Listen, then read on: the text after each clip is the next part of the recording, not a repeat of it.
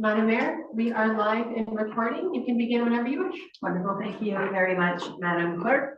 Welcome, everyone. This is our special council meeting for January 9th to review the budget, part 2 of our budget delegations. Before we begin, just remind everybody that the meeting is being live streamed and recorded, live streamed to the Township's YouTube channel. We do have a number of participants joining us from Zoom as well as from in the chambers. So if you do have something to say, please raise your hand and I will call on you to speak. We will start with calling the roll. We have Deputy Mayor Johnson. Present. We have Councillor Watt. Present. Councillor Johnston. Present. Councillor Report, welcome. Present. Myself, Mayor Heather Watson, and then we have our CAO, Todd Davis. Present. Our clerk and deputy CAO, Martina Chamber, and our treasurer, Paul Creamer. Oh, we didn't hear you. Is your audio working? Can you hear me now? Oh, we didn't hear Adam either. So, I'm assuming you can hear us because you both acknowledged. I'm seeing nods. I'm gonna keep calling the roll and see if the clerk can sort that out. Going down the bench, we have our planner, Christina Coulter. Present. Our Parks and Recreation Manager, Mike Moon. Present. Our CBO, Don Hellman. Present. CEO, Megan Pearson. And I think we have Mike Garside, an IT coordinator, who's on the Zoom with us as well. Do we want to test audio? Hello. Do we want to test audio from somebody? Councilor Report, just come off from mute. Yes, I'm trying here. Can you hear me? Yes, thank you very much. Perfect, thank you. Paul, Mike, maybe just a quick hello, just so we know we can hear you okay? Yeah, good morning, Ann. Can you hear me now? Yes. Can you hear me? Yes, we can. Awesome. Thank you, everybody, for playing along when we fixed that. Okay, so with all the council in attendance, I will now call the meeting to order. Of course, as I noted earlier, this is our budget meeting part 2, and that's the only purpose of the meeting today is to receive the budget from our treasurer and the management team of the draft 2025 budget. Of course, part 1 was presented earlier this week on Tuesday, so this is just a continuation of that. As was the case on Tuesday, council, you're welcome to ask questions, or if there's more information that you're going to be looking at for our working session later on, this would be a great time to request that information. Otherwise, we won't be making any decisions in today's meeting specifically unless there are some pre-approvals, which I believe there are some requests that are coming forward on that. And our working session, just of note, is January 23rd. I know that our last meeting, but in case folks are watching online, our working session is on January 23rd. Moving on to our land acknowledgement. We respectfully acknowledge that we are on the land which are part of the 1818 Treaty 20 and the traditional territory of the Anishinaabe Bands, the Great Ojibwe Nation. We offer our gratitude to the Ojibwe for their care and knowledge of the lands on which we work, live, and enjoy. May we honor and respect their teaching and our treaty obligations as we grow together. Moving along, is there any disclosure of pecuniary interest? Seeing nothing, could I please get an adoption to the adoption of the agenda? Deputy Mayor Nelson, seconded by Councilor Johnston, all in favor? And that motion carries. Thank you. And on to the presentation. So, Mr. Creamer, I will hand it over to you to kick us off, sir. Thank you, Madam Mayor. My apologies for not attending in person, but I think at the same time you may thank me for not spreading any of my flu virus to anyone in attendance there today. So I am going to be online and in the background here. But today is mostly for managers to be presenting their budgets.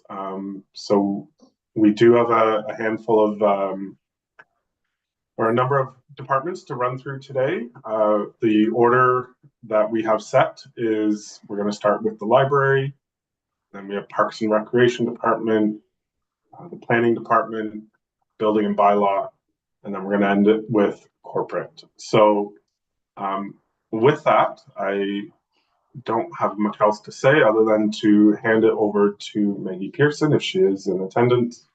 And we can bring up the slides and start at, let me just find her slide. It is page 55.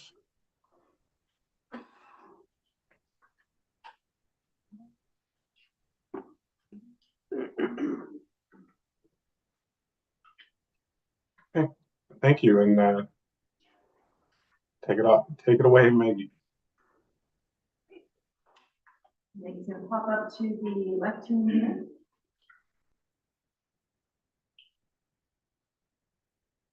Thank you, Paul. All right. Thank you. I will briefly go over the library services responsibility summary. I won't touch on every single point here. But it's always good to highlight how the library plays such a vital role in community well-being. Our collections largely remain the same from last year. Though frequency and content of our programming is always changing based on community needs and interest. One thing that's not on here under services and programs that I always like to plug when I have the chance is access to library services available for all Toronto residents at Kiwacook Library and at Douro-Dummer with libraries. As well as our online collections and accessible formats, which not all residents know we have. And then under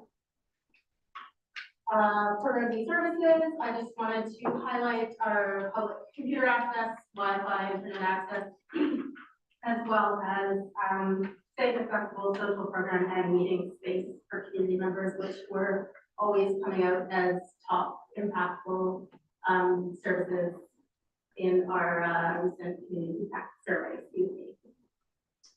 So that's a summary of library services and responsibilities. If there are any questions for this slide, I can take them now, or we can move ahead to the operating. Okay. Oh, I'll speak first, perhaps to operational changes, just because that's yeah. I think that was added before I saw the story.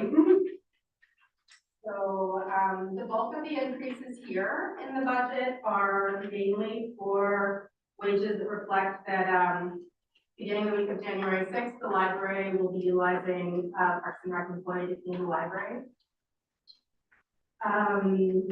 So that's because it was in May 2024 that the library board was obligated to dip into its operating reserves to hire the same cleaner that the township uses to clean the offices, to clean the library. It's not a long-term solution, so moving forward, this is going to be a lot cheaper. And this employee is already trained and onboarded and a municipal employee, so they're beginning this week. That is the bulk of that increase there. And then the other one is just in licensing fees where costs have gone up this year. So that's operational changes.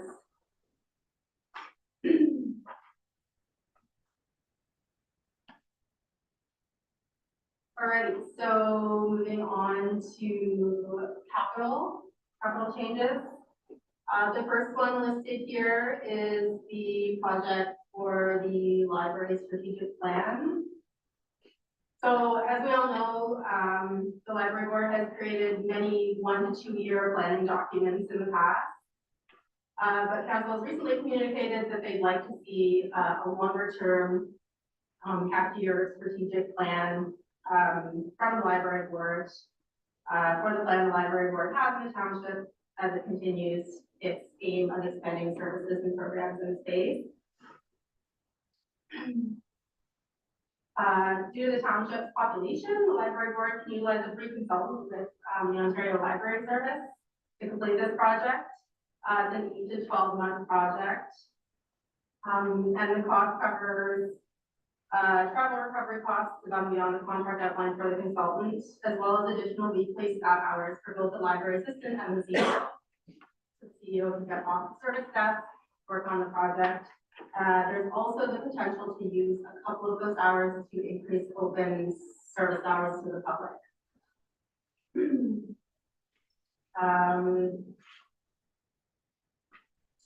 So those numbers are broken down more specifically in the library board on the December meeting agenda, which is available online. On the ones with books and material, that remains the same as last year, 14,000, which is our public library grant that we receive every year, and we use that for management to maintain our book collection, any physical items in our collection, and some online resources as well. And the last capital project is the Dropbox.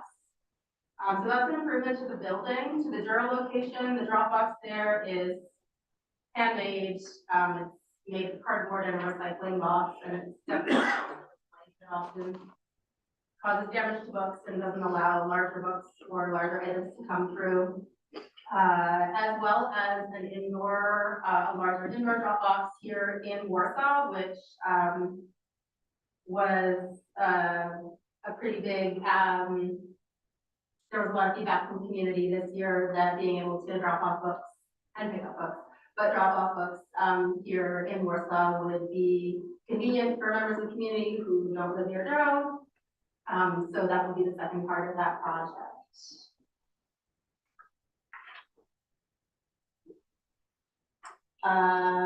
Next slide. That's it. So I can answer any questions now if council has them. Deputy Mayor. Through the chair. Thanks, Maggie, for your update here. Maggie, just curious, for the cleaning, for putting that on the Parks and Rec, is this an add-on maybe for an employee of, like, is it outside of what their duties would be for the Parks and Rec? Or is it like a fill-in, or is it a part-time? Is it a part-time for one of the part-times? I guess is not my question. Okay, thanks. Through the chair. I don't know if this employee is part-time or full-time. I think I know. Through the mayor to the deputy mayor, this is currently one of our part-time employees. We only have so many hours for the weekday rentals. So they have the ability to take on some more hours, and we can work with the library to schedule them when we need them outside of their hours. So this would enhance their hours? Yes, it would provide them with more hours on a weekly basis that we're not able to provide. Thank you. Any other questions on this from the council?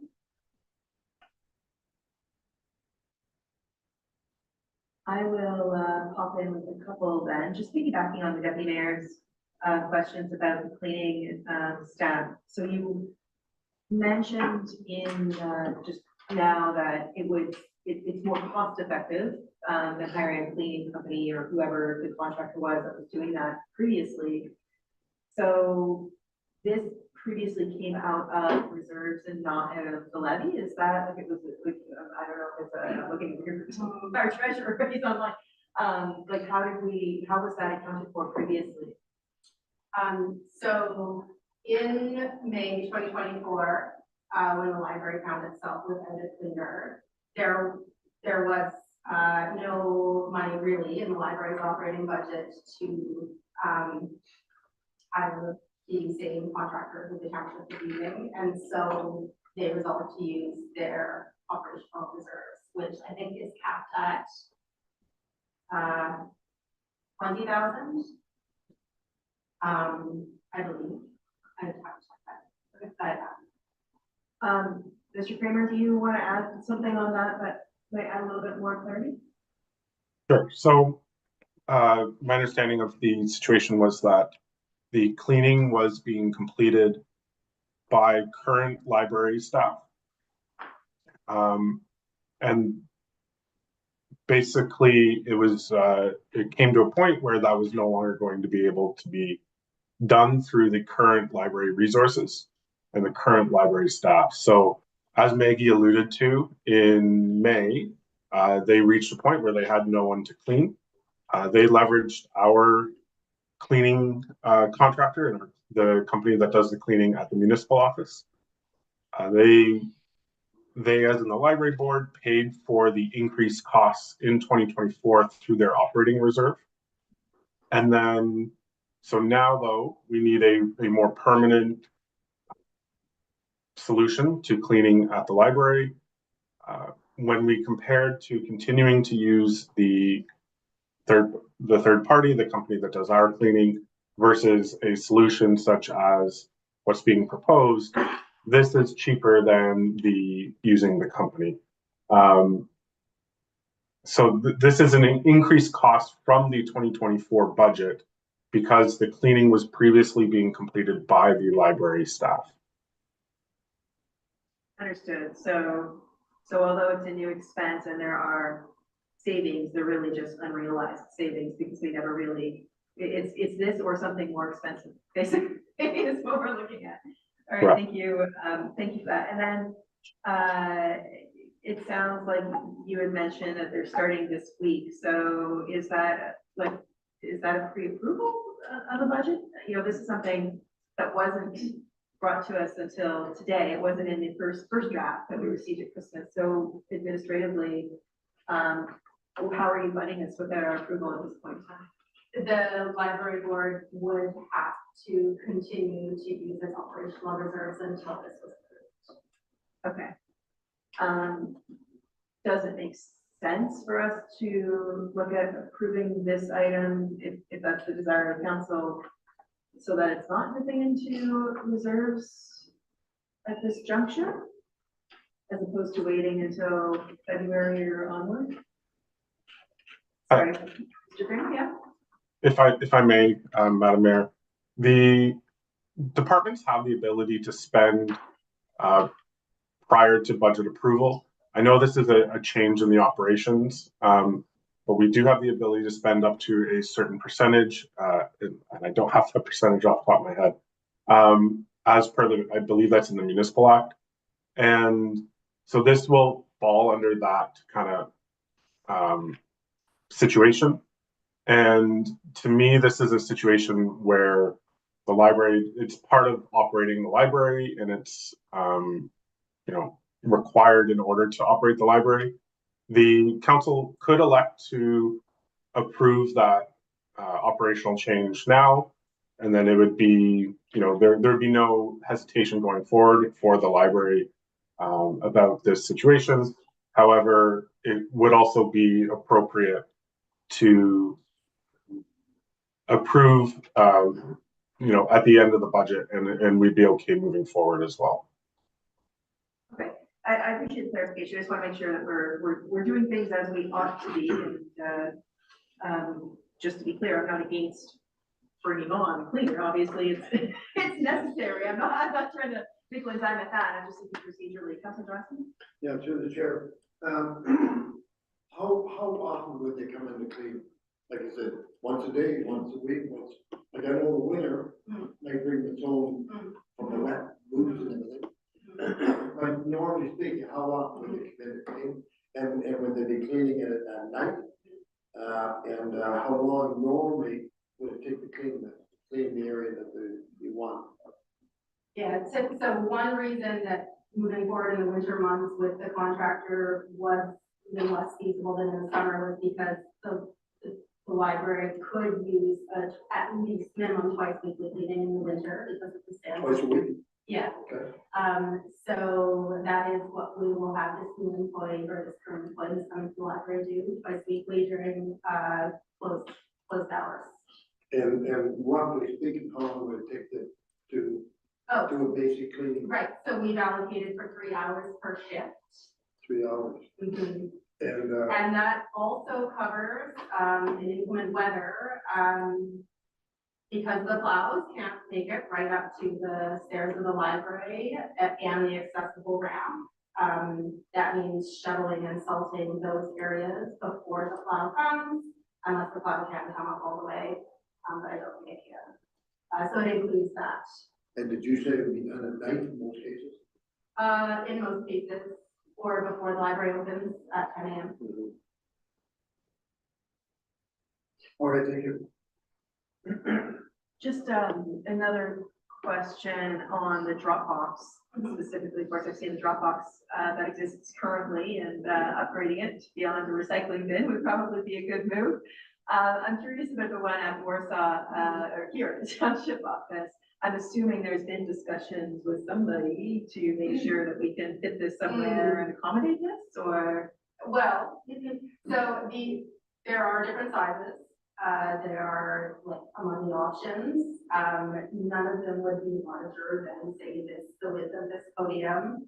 And in terms of where it would go, that is still something that would need to be discussed with staff. But the idea was that it would be an interior box and not an exterior box, and not one that involves making alterations to the building itself, like something that is movable.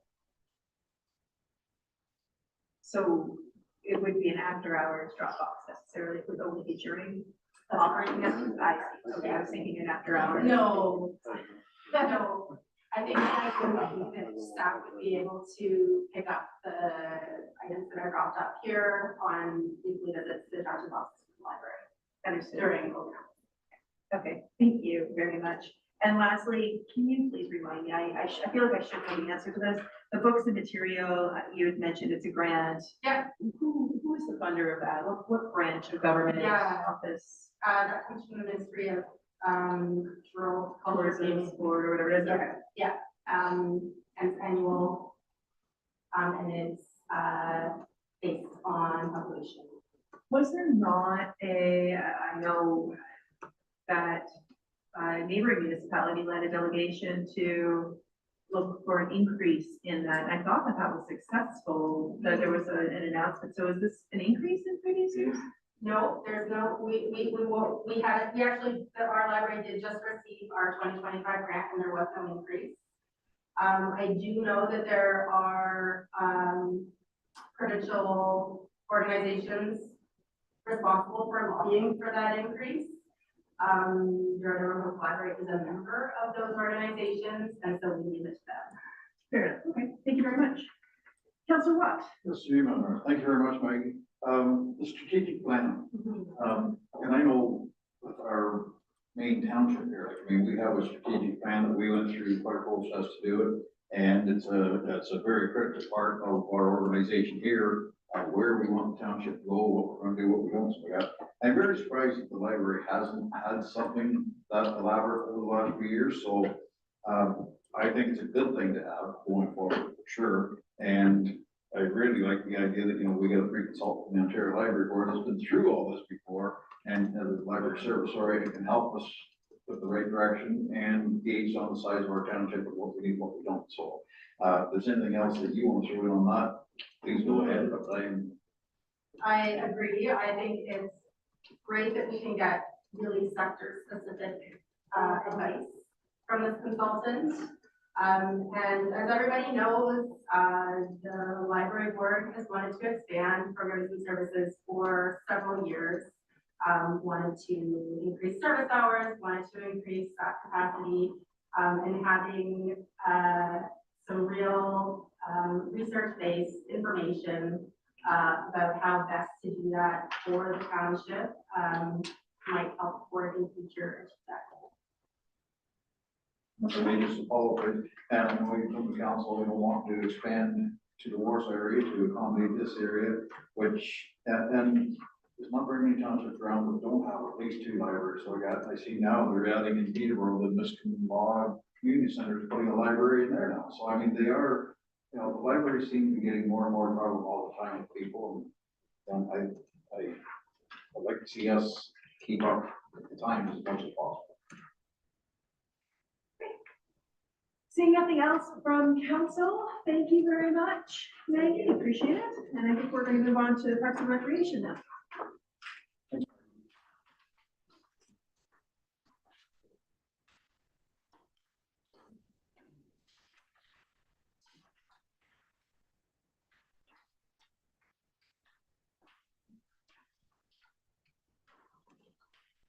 Welcome. Awesome, thank you. Good morning, everybody. And through the mayor, I'm gonna start with our Parks and Rec Department's presentation.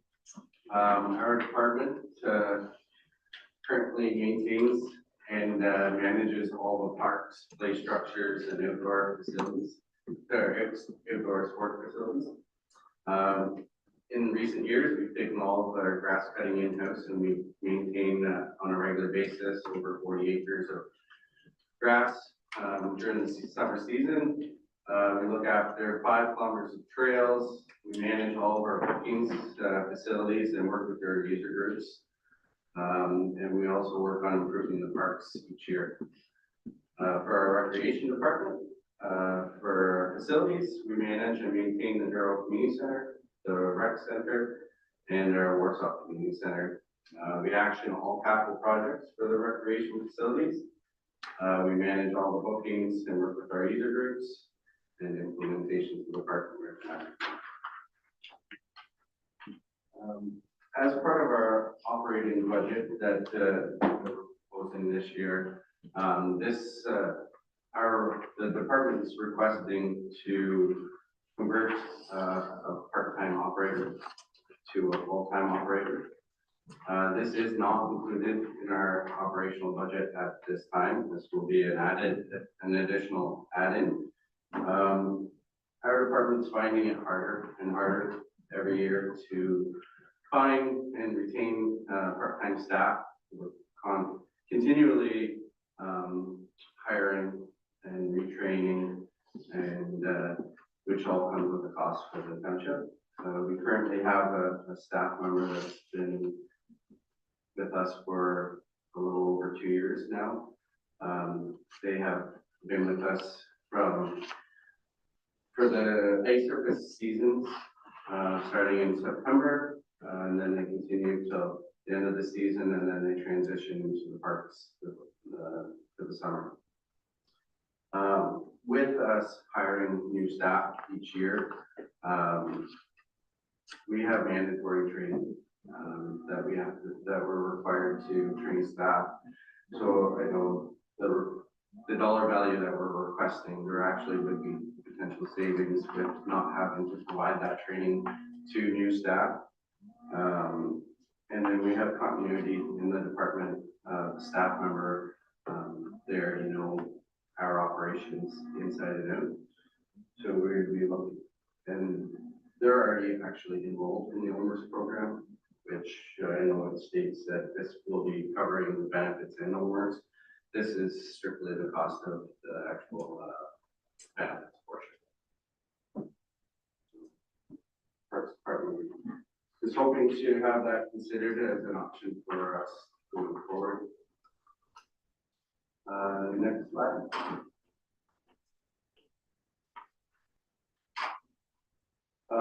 For capital projects within the Parks Department, we're looking to restore the shelter at the Centennial Park.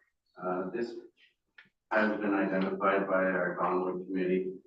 I know in the last couple of years, we have applied for a few grants. Last year, we applied for 2 grants to do this project. Unfortunately, we weren't successful. We will try to seek other grants again this summer, but in the event that we are unable to secure those grants, we're looking to add this into our capital projects this year. Our picnic tables, a few years ago, we started the process of replacing some of our picnic tables. Our old picnic tables were wood. They're starting to rot and break down. We've had a number of park rentals this year that it's hard for us to provide adequate seating for. So this will be helping to replace the other ones that have broken down over the years. Our next item is the back dam survey. Currently, we have a lease agreement with the Ministry of Natural Resources. Part of our property there with the dam and the boat launch is the Ministry of Natural Resources property. And we enter into an agreement typically every 5 years for us to use that in conjunction with like our play structures. So the ministry has asked us to do a survey. This will change our land lease agreement from 5 years to 20 years by us doing this. And going forward, my understanding that we will not have to do another survey, and we can extend that land lease again for a long duration period of time with them. The next item we're seeking, with our new pickleball and tennis courts, we've had a lot of users up in the courts. They're used on a daily basis, and some of their comments and concerns is the wind up there. A lot of them have suggested that we provide wind screens. This would be like a 6-foot mesh material that would wrap around the exterior of the fencing and provide a windbreak so it doesn't affect the play of the residents.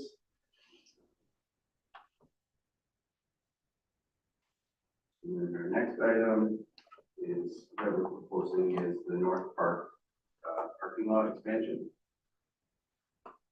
With our ball diamonds and soccer fields, we do find that if we have an event, soccer club and ball on at the same time, we do have a number of parking needs. And at this time, our current parking lots can't accommodate all of the cars. And they're generally parking up and down the road, which kind of provides a safety concern. This has been brought to our attention over the last couple of years to see if we can come up with a solution to rectify that. Since I've met with the Public Works Department and we've looked at the area, we feel that we can expand the lower part of the parking lot and extend it to the tree line, which would provide a number of extra spots. And then with some other upcoming rentals, it would also help with that. I know that our department is looking to host the provincial archery tournament in July. This is going to be a 5-day event. Well, it'll take it's a 5-day rental. There's supposed to have approximately 100 archers coming across Ontario. And I've met with them and we've talked about, I brought my concerns about parking, and we've come up with a plan to use the South Park temporarily unless we're able to make some of this happen. I know in the future, this person that's renting for the provincials, they're actually proposing, and they've been approached by the Canadian nationals to host somewhere in our area again. So this would help with that in the future as well.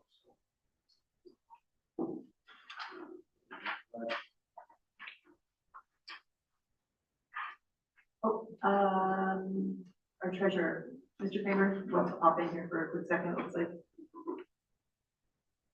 Thank you, through you, Madam Mayor. Sorry to interrupt, Mike, but you know, sitting here on the other end, actually, it is helpful to see the how the document presents itself, because building on a comment that the mayor made, that some of the funding and where the funding comes from may not be fully clear at this time. So I do want to point out that the North parking lot expansion project was identified in the development charge study and is funded through development charges. So to build on and to enhance this document, I will be adding kind of for each project where the funding comes from in on these slides. I hope that helps and clarifies for some of the readers going forward. Thank you for that. So moving on to the capital projects for the Douro Community Center, I want to highlight the first item there, water machine. The department is proposing to get pre-approval on this item, and the first item of the Warsaw Community Center project, capital projects. currently our floor machines are at the end of their proposed life cycle. The life cycle is proposed for 7 years.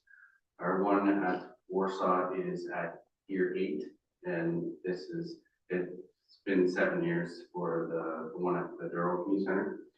Our floor machine at the Douro Community Center is currently broke at the start of December, and is in need of a repair that is about $1,500.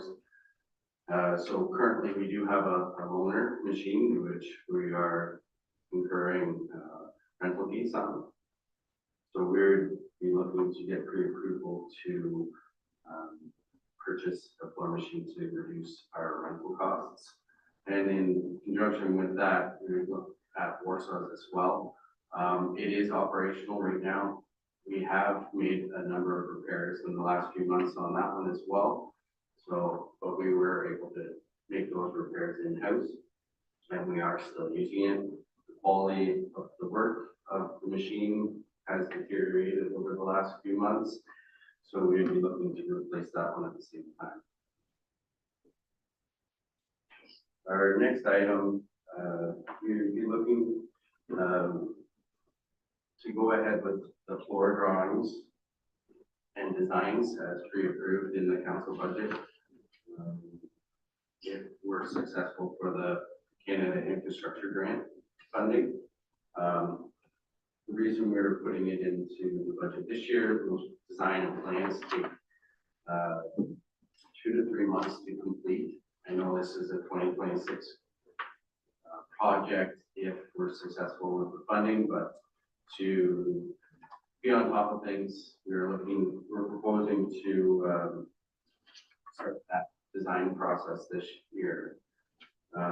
This is contingent on our being successful with the grant. We were told that the grant, we would find out if we're successful or not.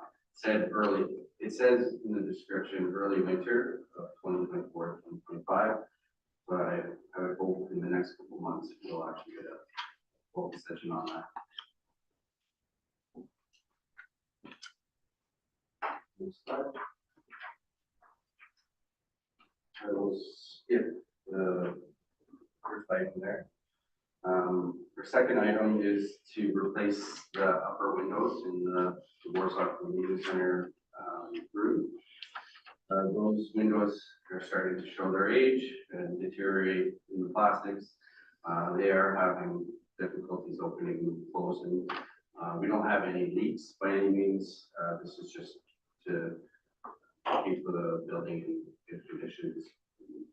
We'd be replacing 3 windows upstairs, and we'd be looking at the triple pane windows as per like we did at the Douro Community Center.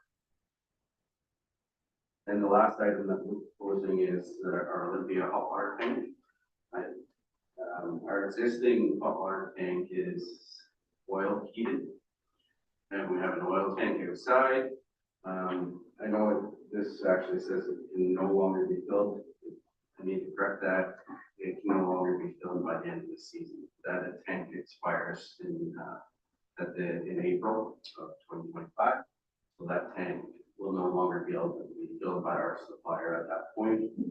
So we either need to replace it with a new tank or a new hot water tank. Given our energy feasibility studies that we're going through, one of the recommendations will not be to go with the oil tank, it will be to go electric. And then we can potentially down the road tie into it for heat recovery from the plants. That's happening. Council, over to you. Any questions? Chair, I have two questions. Mike, get back to the very first one, the park shelter, going with there. Now, when we sold that property, was there a reserve set aside at all? I know we spent money on the park, but is there anything left in that reserve that we have there for the, continue on with the Downwood Park? Through the mayor, to Councilor Johnson, that is something we'll have to look into. I know our last project, when we did the playground and the work there was a little bit more than what we actually anticipated. So I'd have to look with the treasurer to see where that stands. Okay, now picnic tables. How many picnic tables are you looking at? Approximately 10. Only, as long as depending on what options are. And the big wood, No, they would be, what we currently have, they'd be the metal and plastic tops. They'll seem to last a little bit longer than the wooden ones. the tennis court screen, or like the pickleball tennis court. Now, do we charge any fees for letting that, park there, last year? To the mayor, to Councilor Johnson, yes, we did. Only if they want to secure their time.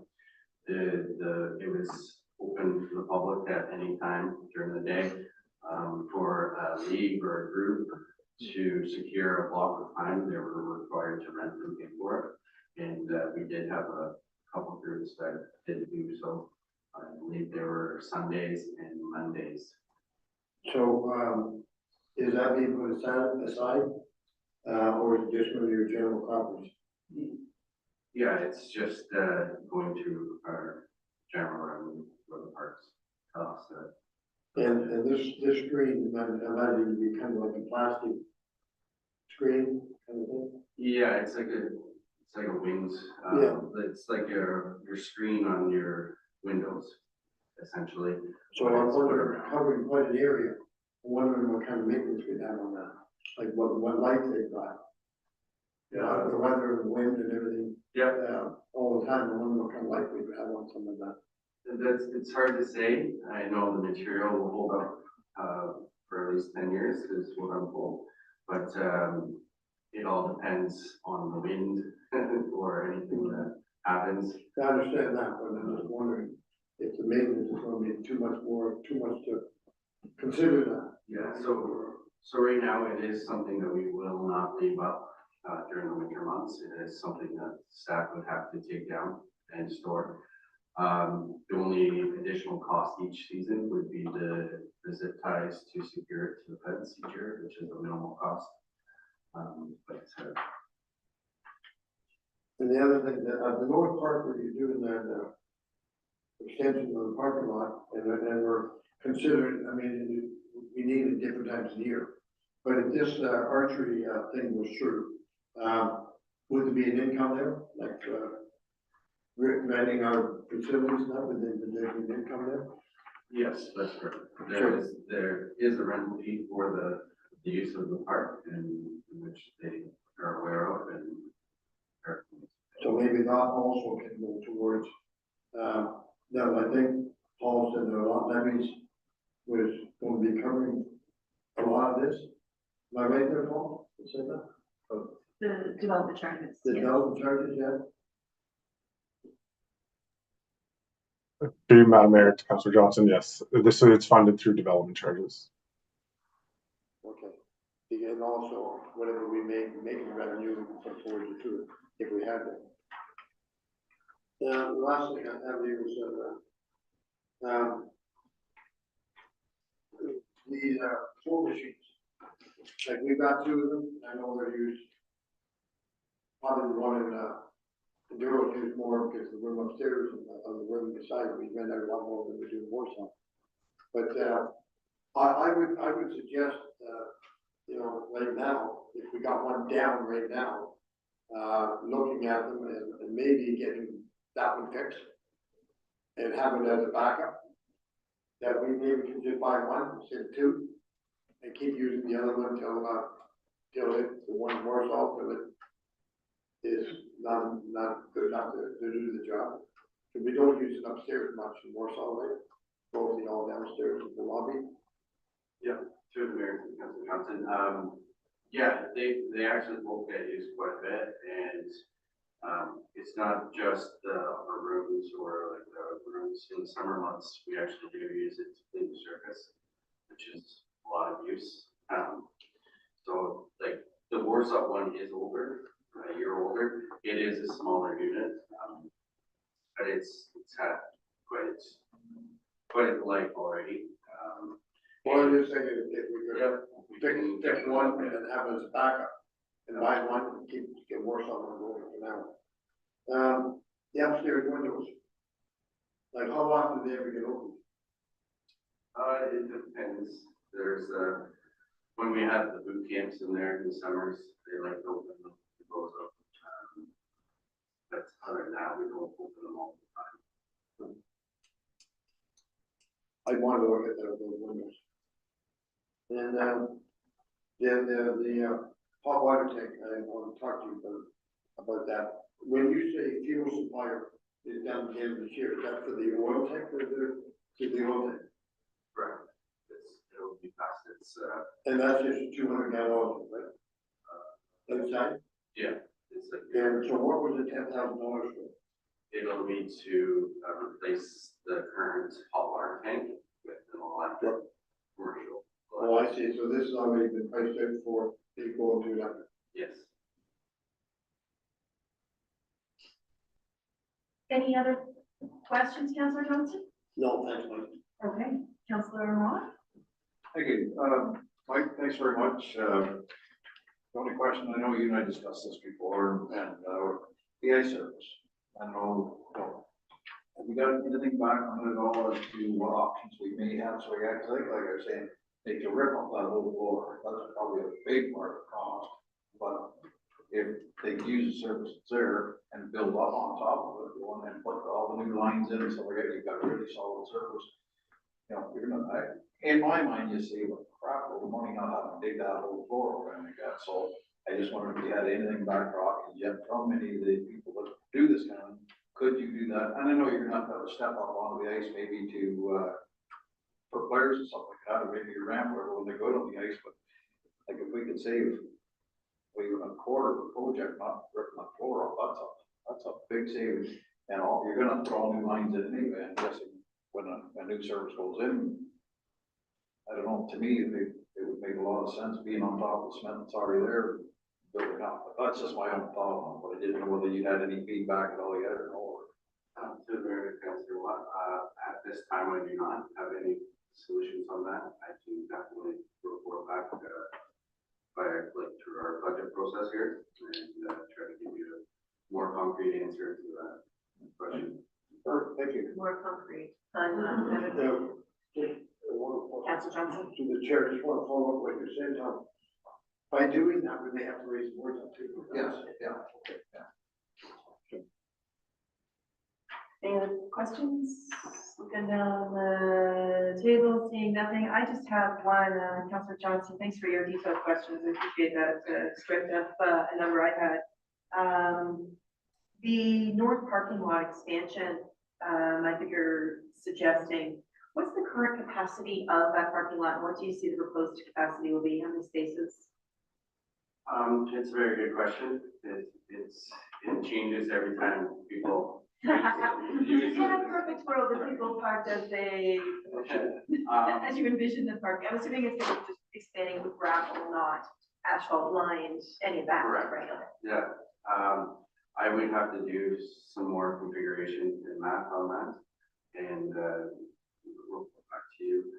Like I say, we've looked at different solutions, parking orientations, but they don't always seem to park there because we don't have lines, right? So it's kind of a game when you get there, so. It's like Tetris, right? Trying to fit everything in. Councillor Ward? Yes, thank you, Madam Mayor, and I apologize for a second, but you just brought up something. The last night, when the soccer group asked us as council, if we had a chance to do it, so we got, run out that night. It rained out halfway through, and I got soaked on the way home, but anyway.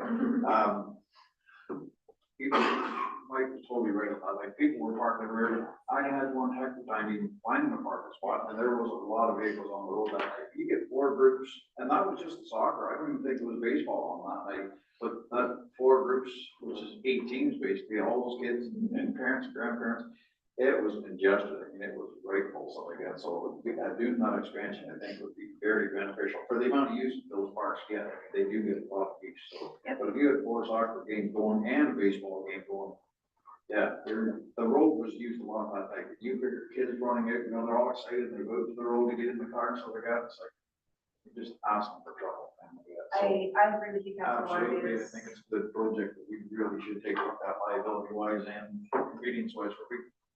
I agree. It's, I've been down there for a number of events in the past, sporting, minor sports and what have you, and, it is quite bad. My only question is, if we're proposing $70,000, we're only gonna gain 10 parking spaces or something. I wanna understand what that looks like, so that we're making sure that we're getting good value for the dollar. So, Mr. Moon, if you don't mind reporting back on that during our working session, I would appreciate it.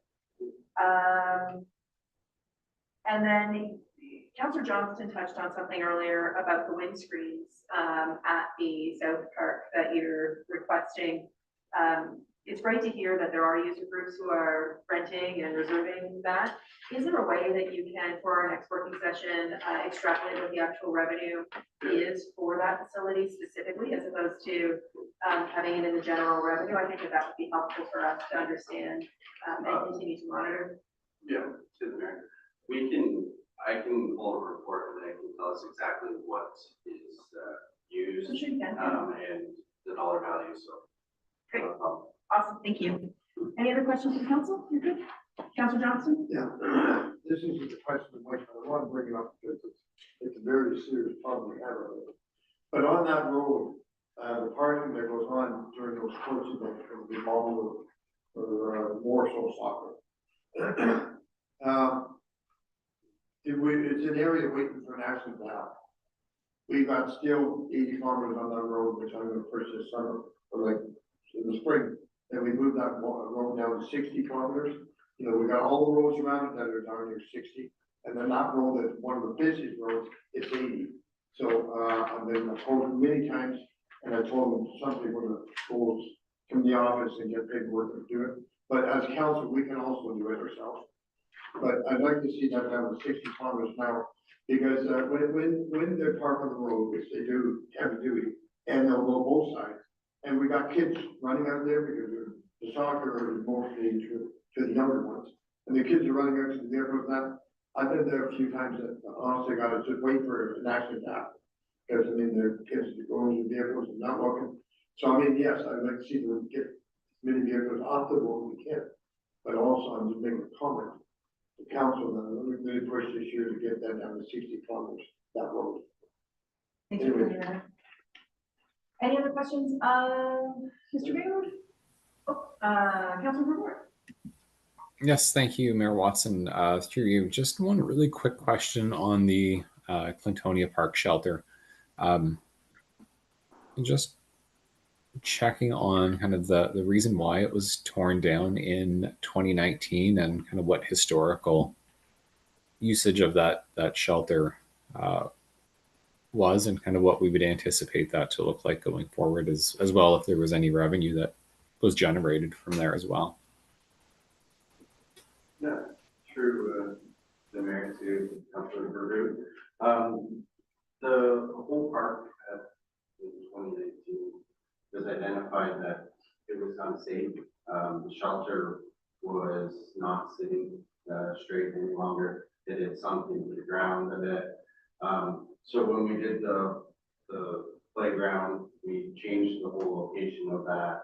The shelter was torn down all at once to make way for the new park and potentially reintroduce a new shelter at that time. But given the fact that we had some extra costs, it wasn't able to be put back into, a new one that was not able to be put back into service. They have not been able to do so. And as for revenue or use, it's all for the community. It also all for sun shelter, rain shelter, to get everything from the weather. I know various families. I've seen, barbecues down there. And so there is a park rental for family functions, the ability to do that as well. Perfect. Thank you very much for the comments there, Mike. Councillor Johnston, for the final time, please. Through the chair, one more quick question. If the shelter, you know, we need more cable too? This would hopefully, like the picnic tables there Would be adequate? would, yeah, with this addition. Okay, no more questions. We can move on. Thank you very much, Mr. Moon. On to planning, I believe. Ms. Meeks? I don't need the mic on? We're not talking with the mic? Okay, Talking to each other. perfect. Thank you, Mayor Watson and members of council. So next slide, just touch on the responsibilities of the planning department. Quickly, we are responsible for processing all Planning Act applications for which the township is the approval body. These include zoning amendments, minor variances, and site plan control applications. We coordinate and conduct pre-consultation meetings for these applications with applicants, agents, and municipal stakeholder groups. Our department composes zoning bylaw amendments, development agreements, and statutory notices of, including notices of complete application and public meeting and notices of passing. The township comments on planning applications for which the county is the approval body, and these include official plan amendments, official plans, plans of subdivision, condominium, and severance applications. We also participate in pre-consultation meetings conducted by the County of Peterborough for those applications. The planning department is responsible for preparing and providing reports and recommendations to council, committees, and senior staff on all planning applications, which includes coordinating mandatory public meetings, ensuring the proposals adhere to provincial policy, the Planning Act, the official plan, and township bylaws, as well as compiling, interpreting, and implementing responses from various agencies and disciplines such as engineering, ecology, biology, hydrogeology, and archaeology. We do manage financial transactions related to all planning applications, such as the application fees, development deposits, development agreements, and peer reviews. We monitor provincial policy and conduct long-term analysis for changes that may affect the township, and we provide recommendations regarding strategic projects. Planning department is the first point of contact for the public and stakeholders regarding a wide range of planning and economic development matters, including guidance on navigating the planning process. And lastly, the department works towards mitigating potential appeals to the Ontario Land Tribunal, and we manage any appeals to that body. Next slide, please. So as Paul mentioned earlier in the budget presentation, this capital project has been excluded from the budget in order to meet the CPI target of 1.6%. However, staff are seeking council support to set aside a minimum of $20,000 to facilitate an update to the township's comprehensive zoning bylaw. As mentioned in the previous slide, the township zoning bylaw does inform much of the work both the planning and building departments undertake. The current zoning bylaw was created in 1996, and the last comprehensive update began in 2008 and was completed in 2010. So the current zoning bylaw is outdated and it will not comply with the new official plan once it is approved potentially later this year. That project, updating the zoning bylaw amendment, is mandated through the Planning Act, which requires that the zoning bylaw be updated within 3 years of the new official plan coming into effect. So while the total cost is not known at this point, similar projects completed in adjacent municipalities a number of years ago now have been upwards of $180,000. The township has placed $100,000 into reserves over the past 3 years, and with the 2025 contribution, it will provide for a total of $120,000 towards the project. Staff do expect to tender the project later this year, at which time we would know the final cost, and then we would budget any shortfall into the 2026 budget. So with that, I'm happy to respond to any questions from council. Thank you, Ms. Coulter. Questions from council on this? It seems like a quick one. Councillor Johnston. To the chair, Paul, has this already been included? No. The report you gave us the other day there? Through you, Madam Mayor. Councillor Johnson, can you repeat your question? It's the audio does come through a little. Oh, I said, is the $20,000 already been included in the rate Yeah. you gave? The 20,000, this is not included in the levy, so this would be up for council decision to add into the levy. Councillor Verboort. Thank you, Mayor Watson. Through you, the $20,000 that we're proposing here could leave us still in a reasonably large shortfall position next year, where we may have to fund an additional $60,000, let's say, at the very upper end of things. Has any thought been put into increasing this $20,000 up to potentially $30,000? Just because I know we have some projects already in next year's budget that we're looking at pushing off into the future, and we can only kick so many cans down the road at the same time. And this is one item that is legislated. So just a thought there. Ms. Coulter, do you want to add that? Well, I can- Who wants to take that? Thank you, through the mayor. Last year, we did ask for $40,000. I believe we managed to set aside the $20,000. So, of course, I would say it would be prudent to set aside more than $20,000, but I'll leave that as a decision to council. Thank you. Councillor Watt. Thank you, through you, Madam Mayor. So do we need this 180,000, let's say that is the price right up front, or do we do 60, 60, 60 because it's a 3-year thing and that gives us 3 more budgets to put in 2021, or 30, 30, 30, whatever we decide on?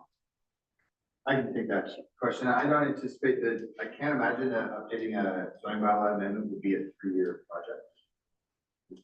Could be, but who knows? But certainly, I mean, you don't have to pay, I mean, these funds are being to be used to hire a consultant to do that work.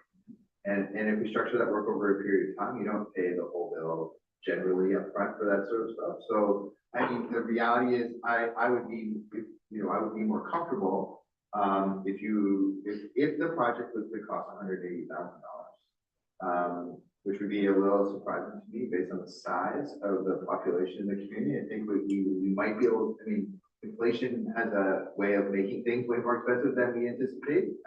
I've gone through zoning bylaw amendment work of this nature. I know what it costs to do that work. I would be comfortable if we put at least 20 in for this year, would give us a nice buffer to get us, and then we could maybe have to, what we may in fact have to do is do 30 in 26 or 30 in 27. Any other questions from council on this? I will then just jump in, Ms. Coulter, questioning the timeline a little bit. I'm horrible at calendar math, so bear with me. Best case scenario, we believe that the official plan will be approved sometime in 2025. Yeah. It's like, what year is it? You're already failing. In 2025. So we have 3 years from 2025 to get that complete, which puts it to 2028. Is it to the day or to the top of the year? No, I would say it's 3 years. It's not to the date, but the process should begin, and it can be lengthy because it does require public open houses, consultation. There's a technical advisory committee. There will be mapping updates that will be required. So as our CAO alluded, we would be hiring a consultant to undertake all that work.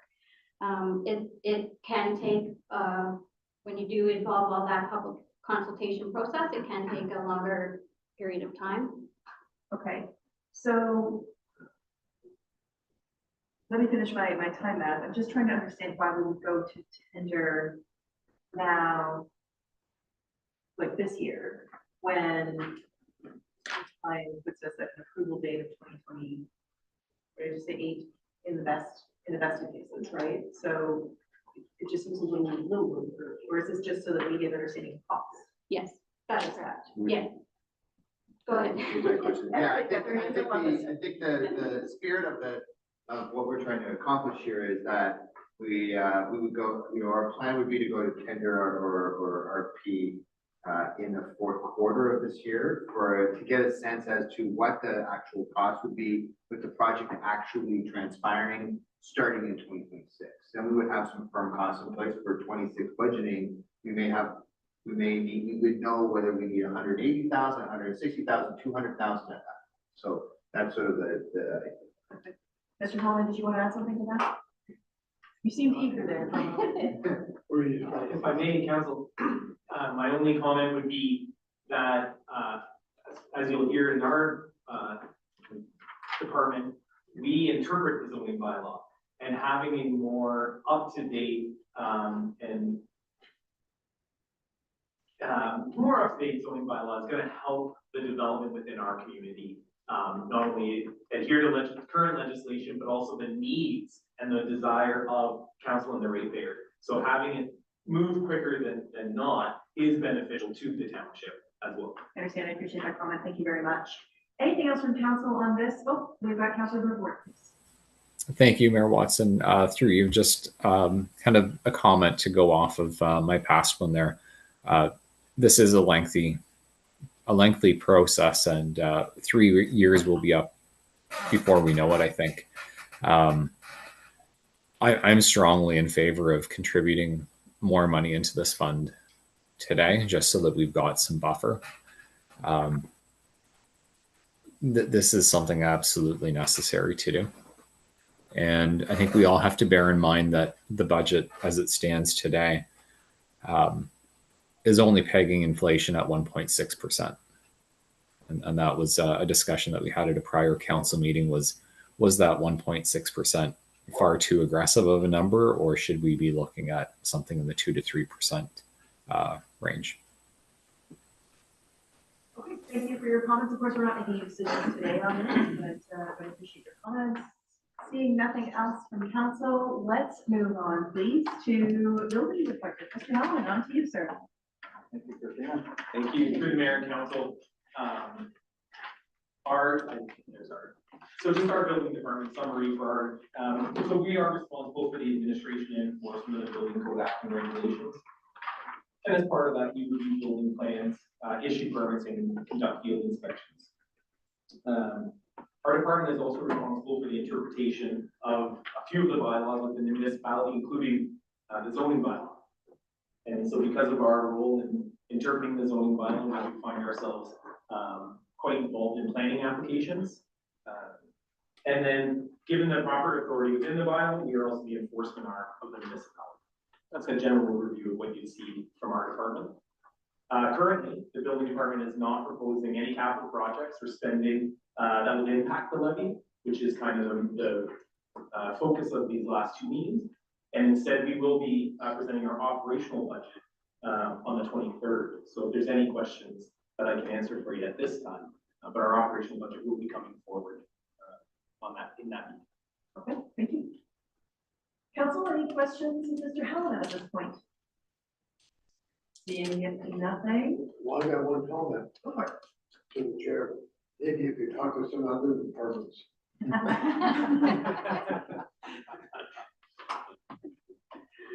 Awesome. All right. Thank you very much, Mr. Howland, for your brief budget presentation. Now we're moving over to corporate services. Where are we starting on that? Yeah. Yeah. Mine is probably as brief as, Mr. Hellman's. Thanks, Tom. Thanks, Sam. Thanks, guys. Can you do a page number on that? Page 20. Pages. After the church. And Oh. we're already- Actually, if you want to go up on the 2 slides, please. That's the org chart. Great. Floor's yours. CAO Davis. Good morning, members of council. So I only have some very brief comments around corporate services. Both Martina and Paul will speak more to the operational changes and the capital projects related to this department or to this portion of the organization. What I did want to do is I want to highlight a couple of things. So first and foremost, what I put in front of you today is the current organizational chart. And one of the things that I feel would be beneficial for all of council, and one of the things we will bring on the 23rd is we're going to fill in this organizational chart a little bit more, not necessarily with staff names, but with the various. So for example, I mean, CAO is relatively straightforward. It's one person, it's a full-time job, but I think where it gets a little bit murky for council and the public is understanding better, or having a better understanding as to how many equipment operators do we have in the public works division versus how many operators do we have in recreation and facilities. And so,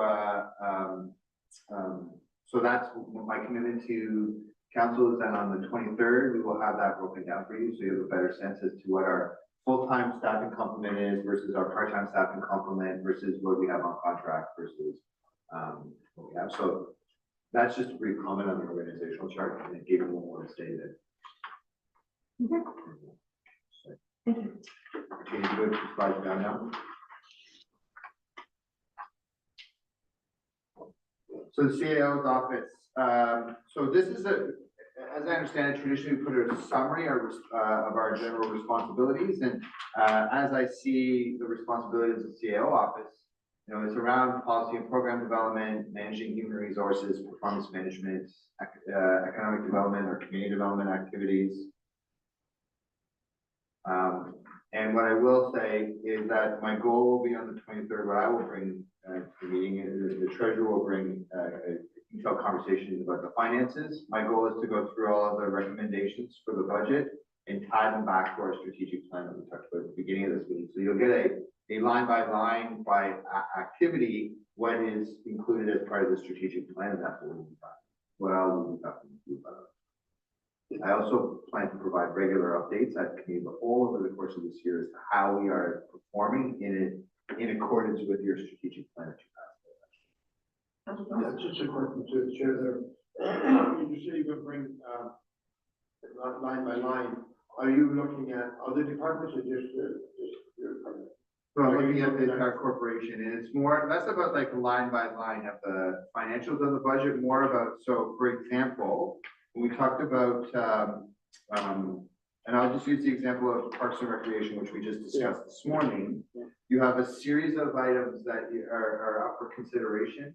My goal will be on the 23rd to provide you with a document or a spreadsheet that says, here are all the things that are in this budget that we are talking about on the first 2 days. And here's how they're tied to the various elements of the strategic plan, so that you have a sense as to where they're rooted in that plan. And then are you going to also give a recommendation on this is good or this can hold or whatever? Absolutely. Okay, thank you. Happy to take any more questions you may have. Any other questions? Good. All right. Mine's less exciting.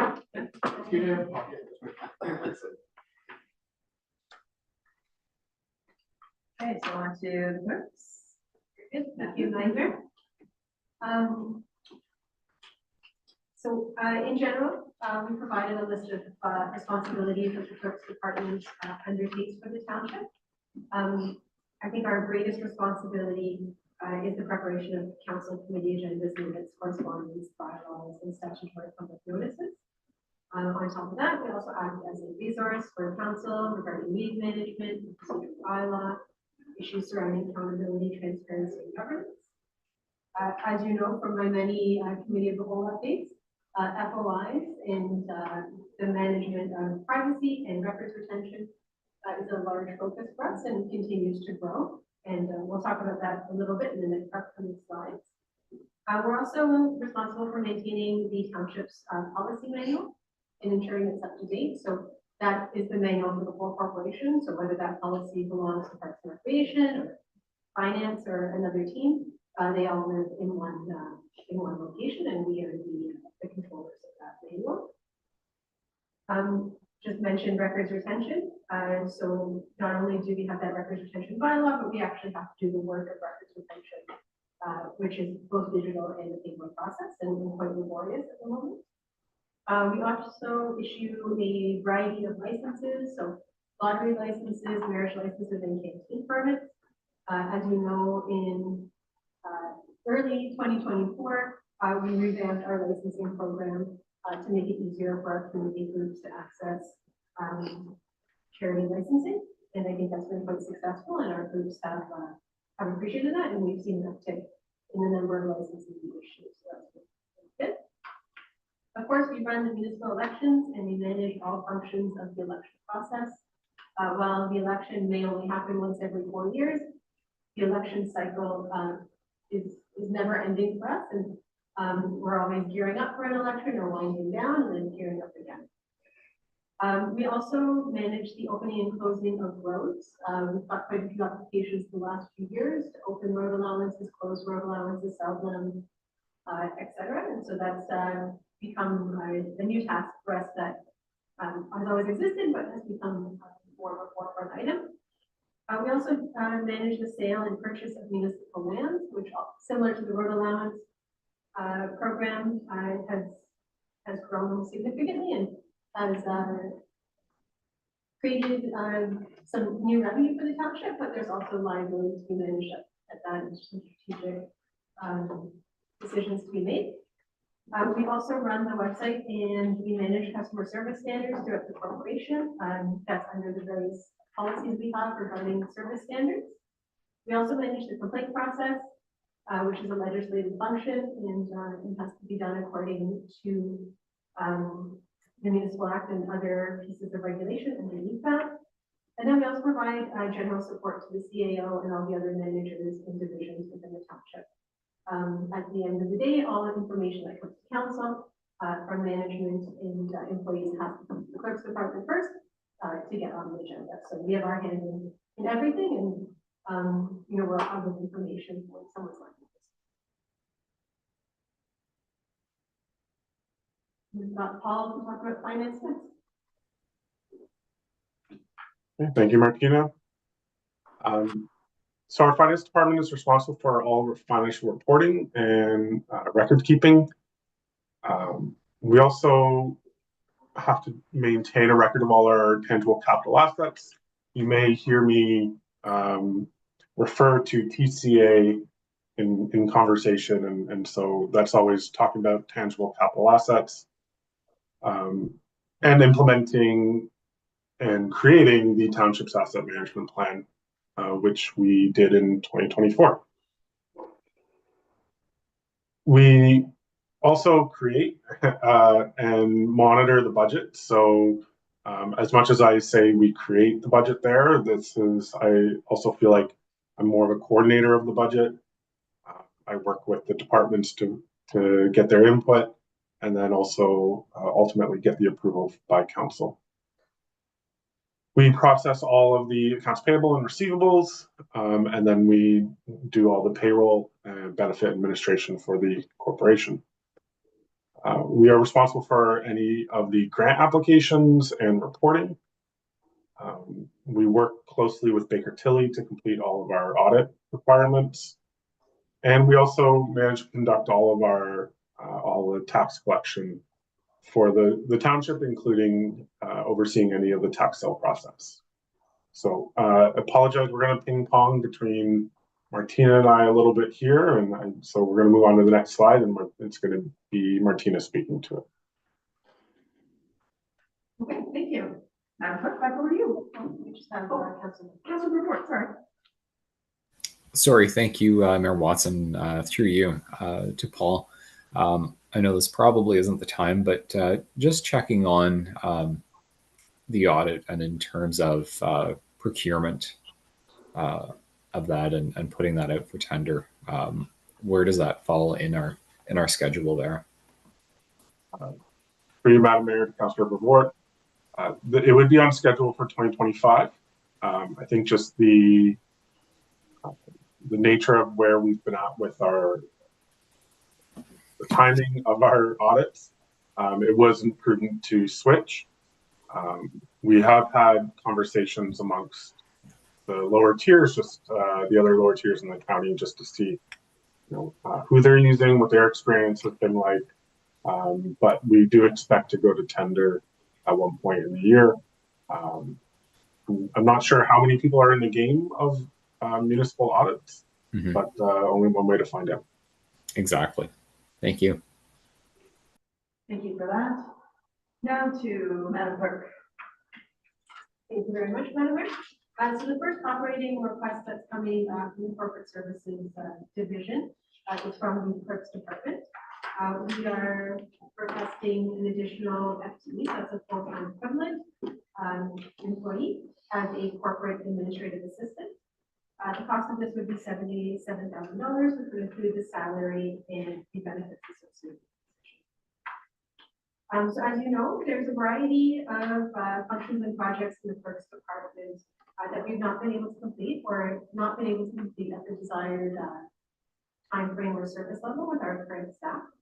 And this position would be able to provide that support and allow us to complete council's direction more expediently and more efficiently. Some of the items that we struggle to complete with our current capacity is the digitization of past records and the management of current records. Of course, I talk about FOIs all the time, and that program does take quite a bit of time.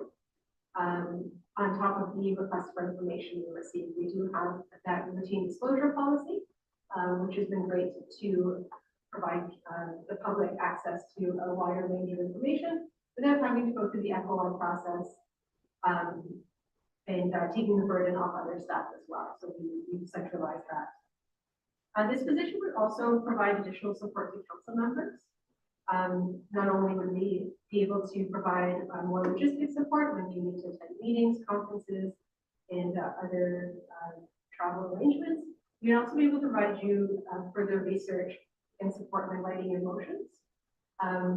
In the past, we've not been able to provide the support to council members for those larger research style questions. We would like to, of course, but we also have to balance that with other tasks we have. So this position could really open that up and provide council that additional knowledge to help you make your decisions. In the communication space, both our service delivery review and the strategic plan recommended additional and improved communications for the township to the public. They spoke to widening the channels we use to speak to the public, whether that be through our newspaper, our newsletters, paper and digital, the website, social media, information campaigns.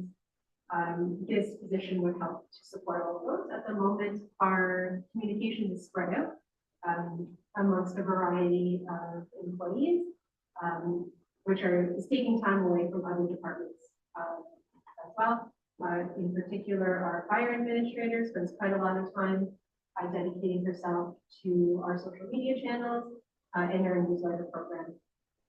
She has other important things to do, and so this would provide that relief for her so she can provide additional services to the fire department and emergency services. As we transition the website to GovStack, which is something that council pre-approved back in December, we'll be doing an overhaul on the site as per the strat plan, and then we'll have ongoing maintenance. Currently that's spread out again through a variety of employees, but we would be able to centralize that and have a backup so that those updates can be done quicker and more efficiently and with a common tone, which would provide a better corporate image for all of us. We spoke a little bit about that policy manual. We have not done a full-scale policy review in the township in my time here. So that's something that is well overdue. We did have a student who started that process for me and provided a skeleton of the work that's needed to get that done. But at the moment, we don't have the capacity to do a full-scale review of every policy, and if it goes to council, if it goes to management team, and make sure that we're covering our liability and risk management, and also providing the most efficient service for our ratepayers and our customers. We'd also like to create process maps for all of the services we offer within the clerk's department and within our reception and customer service division. At the moment, we all know what we're doing, but it's not written down anywhere.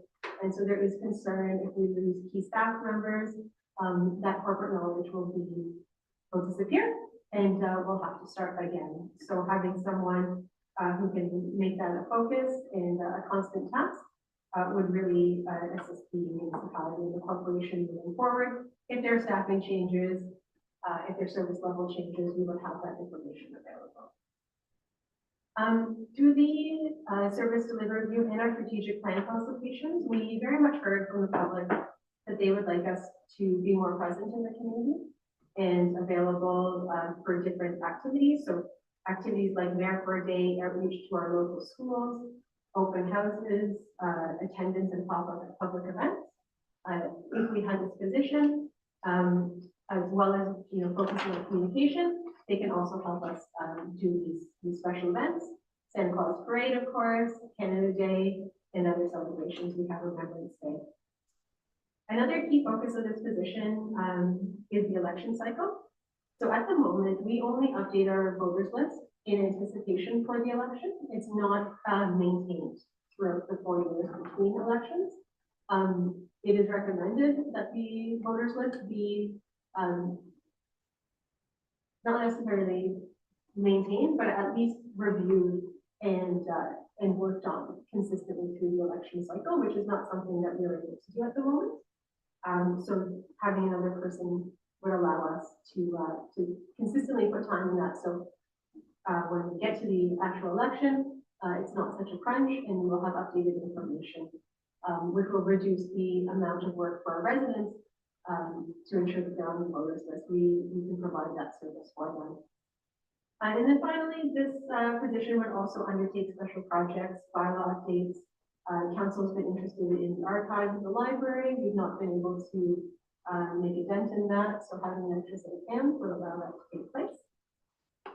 And then we also heard a little bit earlier today about some big projects coming up for the departments. When we do take on the comprehensive zoning bylaw for the township, the clerk's department will be intimately involved in that. There's a variety of public notices and requirements that have to be done under the Planning Act and the Municipal Act. Those are the clerk's department's responsibilities, as well as organizing council meetings, public meetings, all those types of events. We will be involved in that. And if there is a move to set fines for more of our enforcement bylaws or administrative municipal penalties for other bylaws, the clerk's department will be involved in that process too. And we will require additional staff resources. So that's why we're bringing this to you, and I'm happy to answer any questions before we continue on to other items. Okay, council, questions? Councilor Johnson. Chair, the first question is, have we got room for another person? Where are we going to stick? We'll hang them from the ceiling. Through you, Madam Mayor, there is space upstairs, as you know. We did reconfigure part of the upstairs main work section, so we have the quad, we'll call it, at the very front. But the back of that space is underutilized and could be rearranged to have additional staff there. And just to follow up on the question, we use students quite often from the university. Is some of this work that, like, they've been doing assets to help them get the departments, would there be someone available, maybe we looked into it, that could help us on some of these items without hiring another assistant? And through you, Madam Mayor, great question. We haven't had our committee of the whole report yet. That's coming up in February, so I haven't been able to update you on our student program. But this winter term, we're actually having 2 students join us. So one for the finance department and one for my department. They'll be taking on one-off special projects, both of them. And that's how we've run our student program before. While it's wonderful to have the students and we appreciate the work they do for us, they're not able to replace day-to-day service. They're able to do special projects and concentrate on one thing at a time. Many of the items that this position will be doing, these are daily tasks, monthly tasks, weekly tasks that need to be completed. They're not necessarily one-off projects. And the work that the students do is wonderful, but it does take a large amount of supervision and oversight to ensure that the work they produce for us is to the quality we need on the municipal front. But we always continue to use students. You know, we have relationships with both Trent University and Ontario Tech University. And so we've been very lucky to foster those relationships and get those free resources to the township. Any other questions, Councillor Watt? Thank you, through you, Madam Mayor. Martina, one of the things you mentioned here is communication. I know we've always struggled with communication.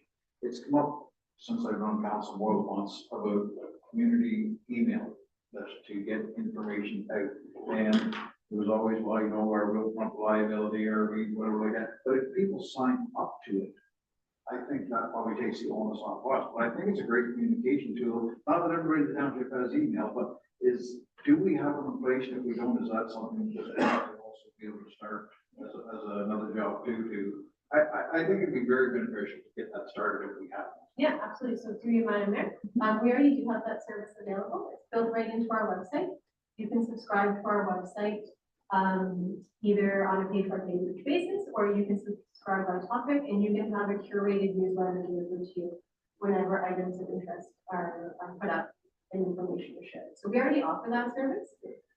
When we did the tree program this year, one of the things we did as people picked up their trees was it really encouraged them to get on that. And so we were able to sign up, I think almost 25 people to that service. And as well, when we had our open house back in November, we also encouraged people at that time to sign up. So we are pushing that, but again, it's hard. We haven't been able to publicize it and promote it as much as we would like to. And thank you, Chief Member. And I appreciate, you know, because I know I've on the website and I've seen it regularly, you can sign up to whatever, which is great. But just an overall, like, communication thing, whatever, like, okay, Santa Claus break is going to be such and such a thing, and we have hot chocolate. A lot of people don't even know a lot of people know hot chocolate cookies. I couldn't believe how many people, they just go to the parade too. They don't know we have the extra down here.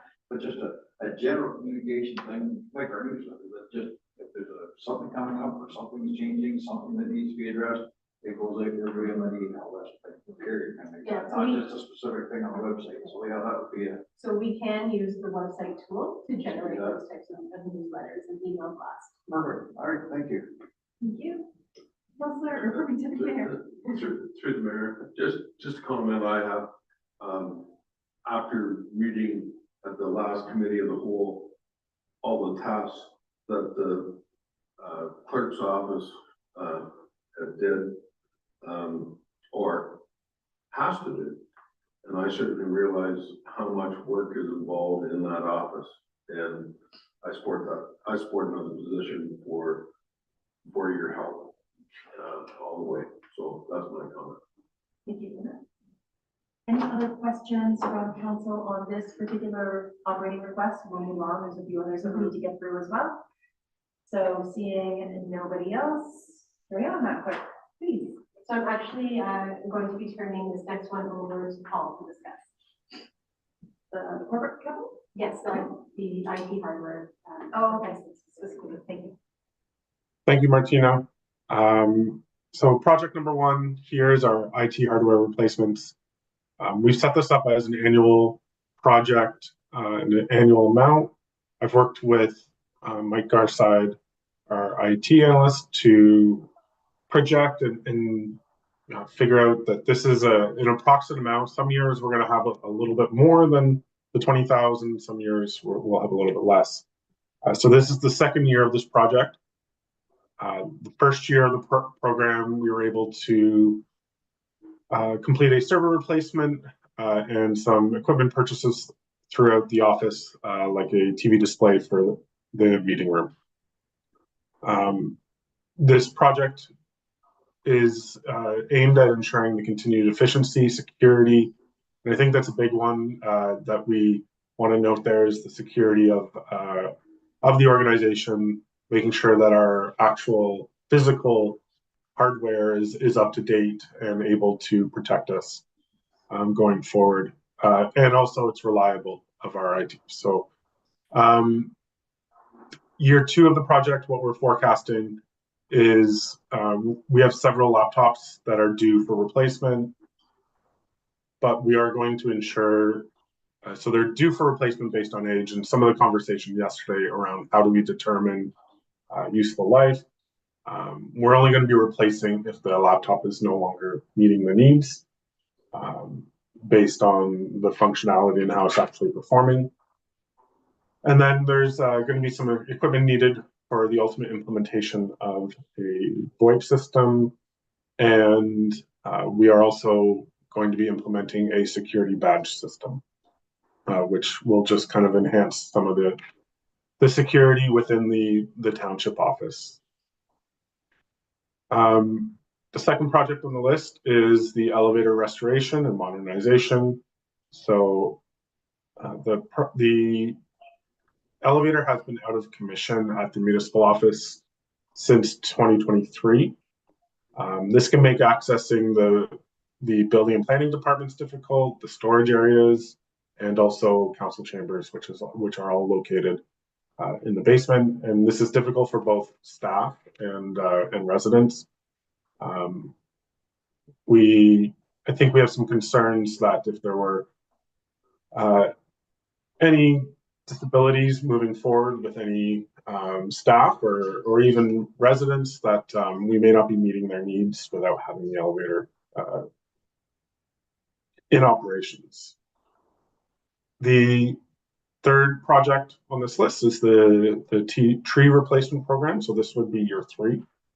I think there's a general consensus across the board that this has been a very successful program.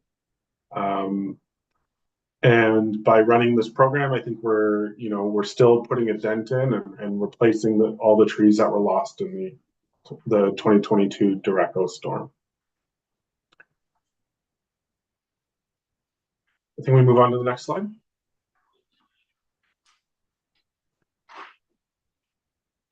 This project number 4, I'm actually going to be requesting pre-budget approval. So this project is required under the Public Sector Accounting Board's PS 3280, which requires liabilities to be identified in our financial statements for asbestos abatement when demolishing buildings in the future. So the project will require a consultant to come through and test any of our facilities for asbestos.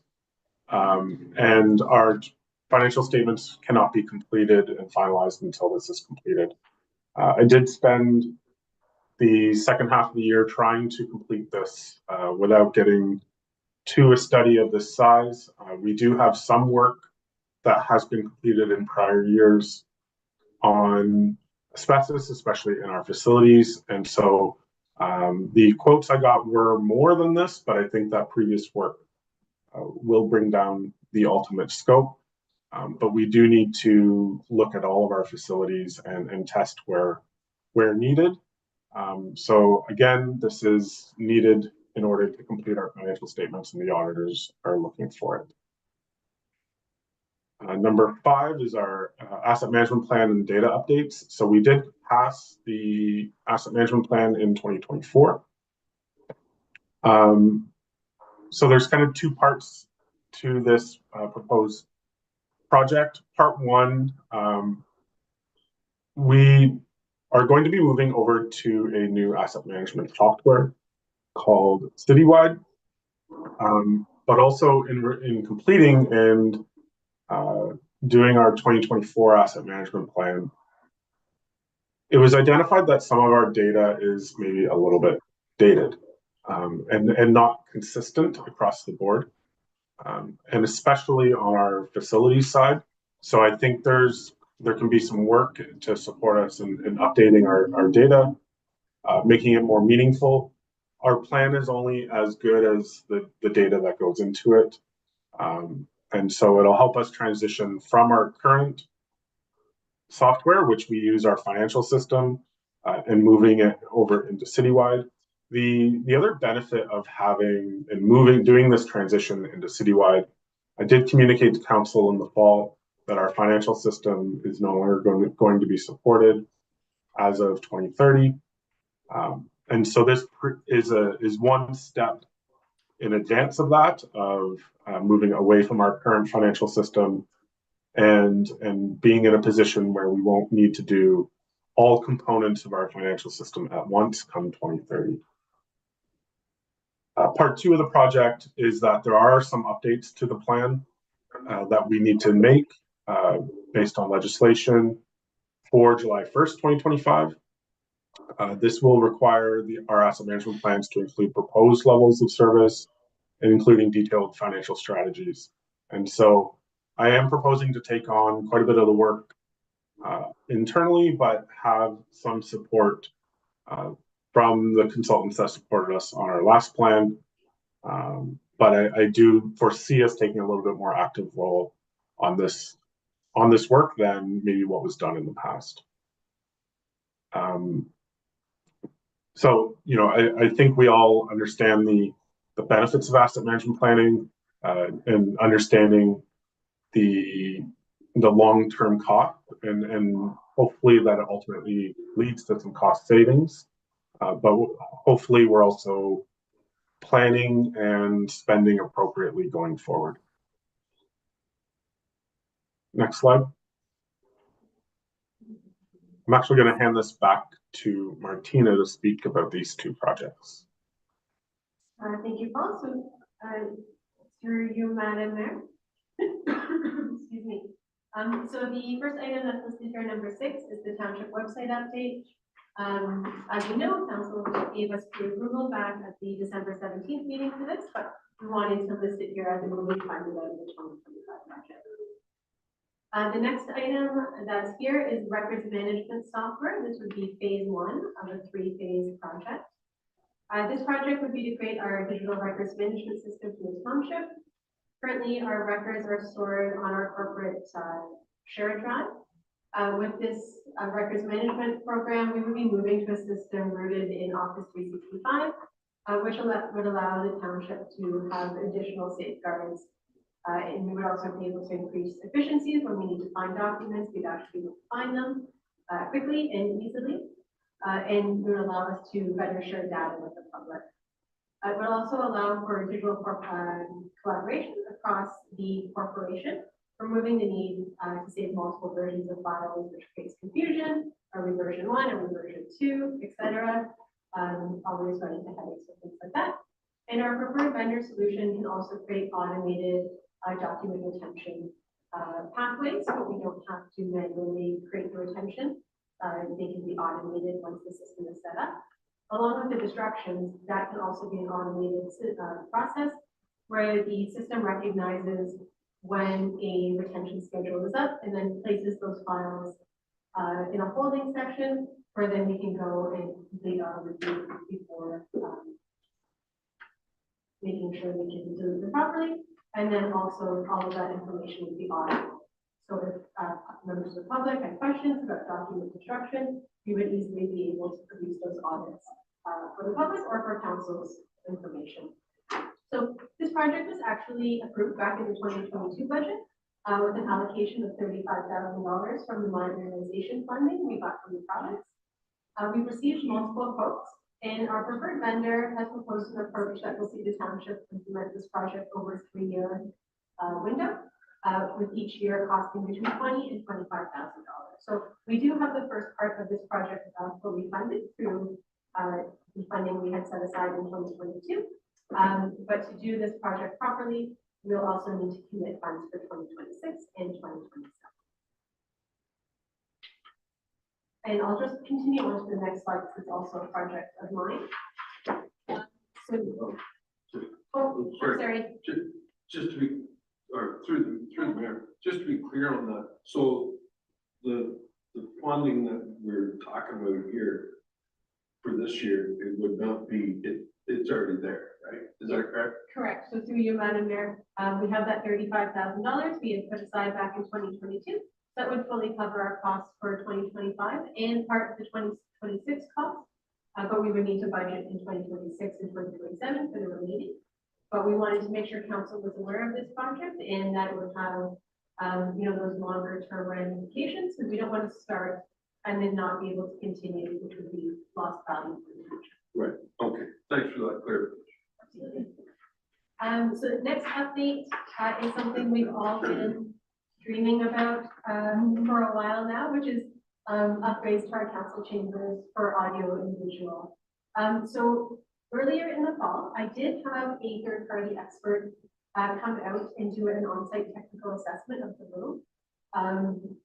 We've all have our opinions and preferences for what type of upgrades we need to do. But I wanted to have an actual AV expert come in and do a review and provide me some feedback and recommendations. So I asked around the municipal community as to who does this type of work, and there's a service that many other municipalities have already used to these assessments, and so I was able to work with them to have that, and they did provide me a really great report on the main pain points in this room and recommendations we can do. The whole report I can provide in closed session is a copyrighted document, so I can't share it publicly, but happy to share that with council in closed if you wish. So in doing a review, the consultant was able to give me a phased approach to improvements to this room. And so working within the guidelines that council set, that 1.6% increase, I've highlighted some immediate things that we can do, which fits within the budget, and then we can build on them in future years to create improvements. So the first part of this project would be in regards to video. We've been using the OWL system for quite a few years, and it's been a low-cost option, but it's no longer serving our needs, as we know from our residents and from council and staff members who have to participate virtually. We would be moving to using actual cameras. So we already have 2 cameras in this room that were installed back, I think, in 2018, 2019. But we've never been able to utilize them for a series of issues that I can discuss at council once. But through this project, we would actually be able to utilize these cameras and bring a third camera on board. So we would be able to provide a clear and consistent view, not only of the room, but the podium and individual councilors as they're speaking. So it would be a much better visual experience for everyone participating. And along with that, we would also make some changes to the audio in the space. So we would configure all the AV components on the same system. So I'm not going to get into technical parts because it's not my forte. But basically, through the investigation into this room, we learned that much of the wiring in this room is actually residential quality, not commercial quality, which is why we struggled with the audio. We've also learned that the room has not been balanced properly. So the speaker system is currently producing sound equally across the room, which is creating those echoes and creating the tone that's very challenging for our members in the public to hear. And I can totally agree with them. It can be very challenging. So we would be working through our speakers, getting them rebalanced, ensuring that the right speakers are functioning at the right time for the right people, and then also updating some of our wiring so that we can have that consistent sound production and are not overloading the system, which is currently happening. So those are the main things we would be doing. We would also, one big thing would be to remove the projectors. As we know, they're starting to fail. You can see that on the screen. There's snow coming through. So we would be removing the projectors and moving to large scale monitors instead, which would remove the need for both the screen and the projectors, and we're also removing a sound in the room. Because as we know, those projectors are quite loud. They produce a humming sound, again, making it challenging for those in the space and online to be able to hear effectively. I know, Madam Mayor, you were hoping for a new microphone system. I was not able to include that within our current financial recommendation. But everything we would be doing to the room in 2025 is all billable up for 2026, and that can be a second phase. Councillor Watt? And you did tell me before the owls will be gone, they won't be sitting here in front of audience and in front of us. Very much so, through you, Madam Mayor. So the owls would be removed from the space completely. We would solely be relying on the cameras from the ceiling. So we wouldn't have anything sitting in front of us. The room would be much funnier looking visually, and just with all the cords you have on our desks and things like that, yep. You'd have some of your plugs back, but we would keep the owls.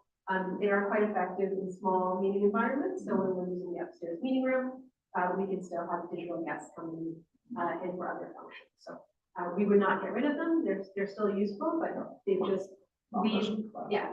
we've expanded their use too far, and they can't provide us the service we need. Questions, any other questions on these few pages here that the clerk has gone through with us? Councillor Watt? Paul mentioned it before, and if this is the appropriate time, I'd like to make a motion to grant pre-approval for the asset retirement obligation, because he did say he wanted pre-approval on that, did you not, Paul? Mr. Kramer? Through you, Madam Mayor, yes, that's correct, Councillor Watt. I missed that. I will make that motion right quick, please. Really? Okay, so So that's number 4. So, number 4. yes, that's 20,000. Right, okay, thank you. Moved by Councillor Watt, second by Deputy Mayor Nelson. Any discussion on that item? All in favor? That motion carries. Thank you. Good catch, Councillor Watt. Misheard that. Yep. Any other questions on what's been presented for corporate projects? Mr. Kramer? Through you, Madam Mayor, I just have one more slide that I was hoping to present, and then we could wrap up the presentation. Yep, I do see that. I'm just looking at the ones that are already in the budget. The other one is for exclusion. For sure. Thank you. Yeah. I have a question on item number 1, the IT hardware replacements. Where is this? A TV display for the meeting room. At first, when I read this report, I was assuming it was the TV replacements here. Then I obviously see that later in the council chamber upgrades. What meeting room are we replacing a television in? I believe there is a television already in the meeting room. No? Through you, Madam Mayor, it's the meeting room up right beside the reception area, and we added one mid-year in 2024. So that's what I was referring to. That in the first year of the program was 2024, and with those funds we were able to achieve the server replacement and purchase the TVs for that room, and also. We put it on a cart so it could actually be brought around the office if needed. Right, understood. Right. So this isn't a new request. This is just demonstrating some of the purchases that were done with the fund last time. I apologize for that confusion there. Before we move on, Councillor Johnston? Yeah, just a comment, Paul, you said all these requests here have been already included in the budget. On that tree replacement program, just like to say one thing about it. It went over very, very well, it has been going very well. But I just wondering now, after doing it for a few years, people, coming out with a one, if we should be maybe cutting that down in half. I think it's a great program and what we've done, but we've already done it now for a few years. I'm just wondering if we really need to continue on at that expense. That's my comment. I mean, we don't have to deal with it right now, but my comment is that I would rather that down to $5,000. I know it's a good program and participating people enjoyed it, but I don't know that we need to continue on full force at that amount. Okay, thank you for your comment. We can discuss that when we go through the working session. I did have another question on the records management software, item number 7. For our working session, Mr. Kramer, would you be able to give us an accounting of how much money is remaining in the modernization funding that we received, I believe, in 2017 or 18? And maybe even just a recap of some of the projects that funding supported at the time? To you, Madam Mayor, I can definitely do that. I can say this is almost the last of it, but yeah, it would be, I think, a good thing to share all the things that we have been able to do with those funds. Wonderful, thank you very much, I appreciate that. Moving on then, sorry. I had another question through you, Madam Mayor. Another question I had was, a number of years ago, and it continued, was a winter fund for the public works. Just wondering where that was money that was set aside every year out of the budget. Just wondering where that reserve is, and are we still continuing to put money into that? Or is that been deleted and no longer, I think it was 25,000 a year, I believe, that was being put into that reserve. Just where that reserve is and where the budget is on that amount for that reserve. Mr. Kramer, can you do that for a 20? Yes, through you, Madam Mayor. I will be providing a full list of all the reserves and their balances. Wonderful, thank you. Thanks. Any other questions? Seeing nothing further, we do have that one excluded corporate capital project. Mr. Premier, I'll hand it over to you. Thank you, Madam Mayor. So this project is excluded, as you mentioned there. So I think I touched on this yesterday when I introduced the budget, but when we completed the asset management plan, I think one of the biggest areas that appear to be in poor condition, and I don't think it's a surprise to anyone that our facilities would be identified as poor condition. We are working towards replacing 2 of our more major facilities, and so I think we're doing good work there. We're being proactive. We're putting money aside. I think we all would agree that the preference would have been to replace a little sooner, but there is a plan in place, and we're working to achieve it, especially from the financial side of things. However, the rest of the facilities, I think there's a little bit of a gap in terms of what the plan is for the ongoing maintenance and potentially ultimate replacement of.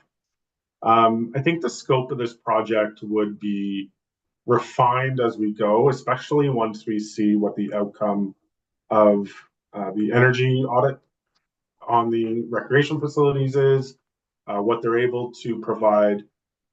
But when I complete my long-term capital forecast, and which is our asset management plan, it would be much more helpful for me as I'm building it, but then even for you as council to make decisions to see and to have items included, like when does the roof need to be done? When does the any HVAC work?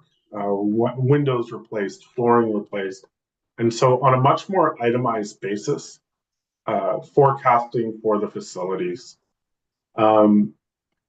Again, this would really help our asset management plan and our forecasting going forward.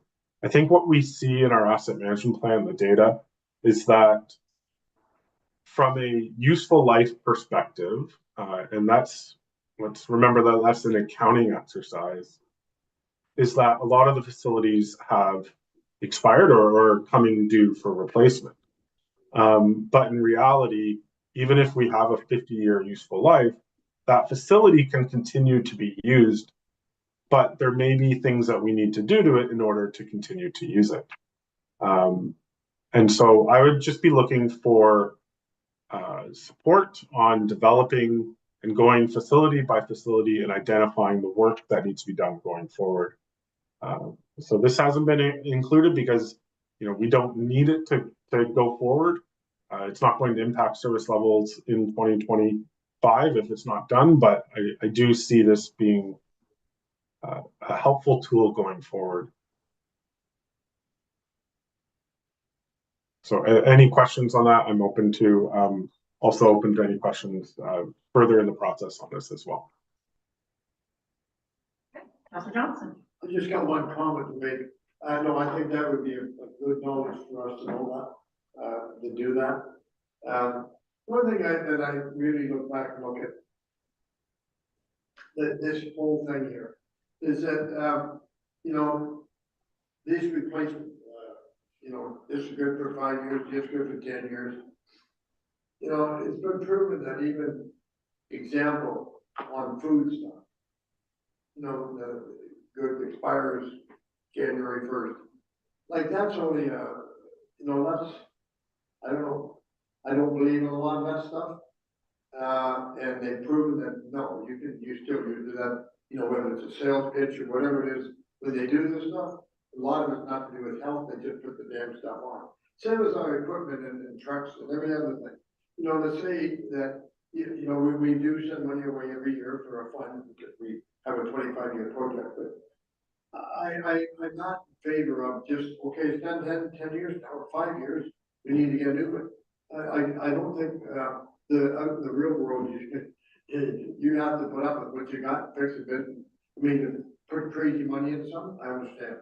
But just a comment I want to make is that, just because we say something's good for 5 years or 10 years, I think we really got to look at that and say that, you know, like when I look at the trucks that we've got proposed this year, you know, like maybe one truck can be used for the other department.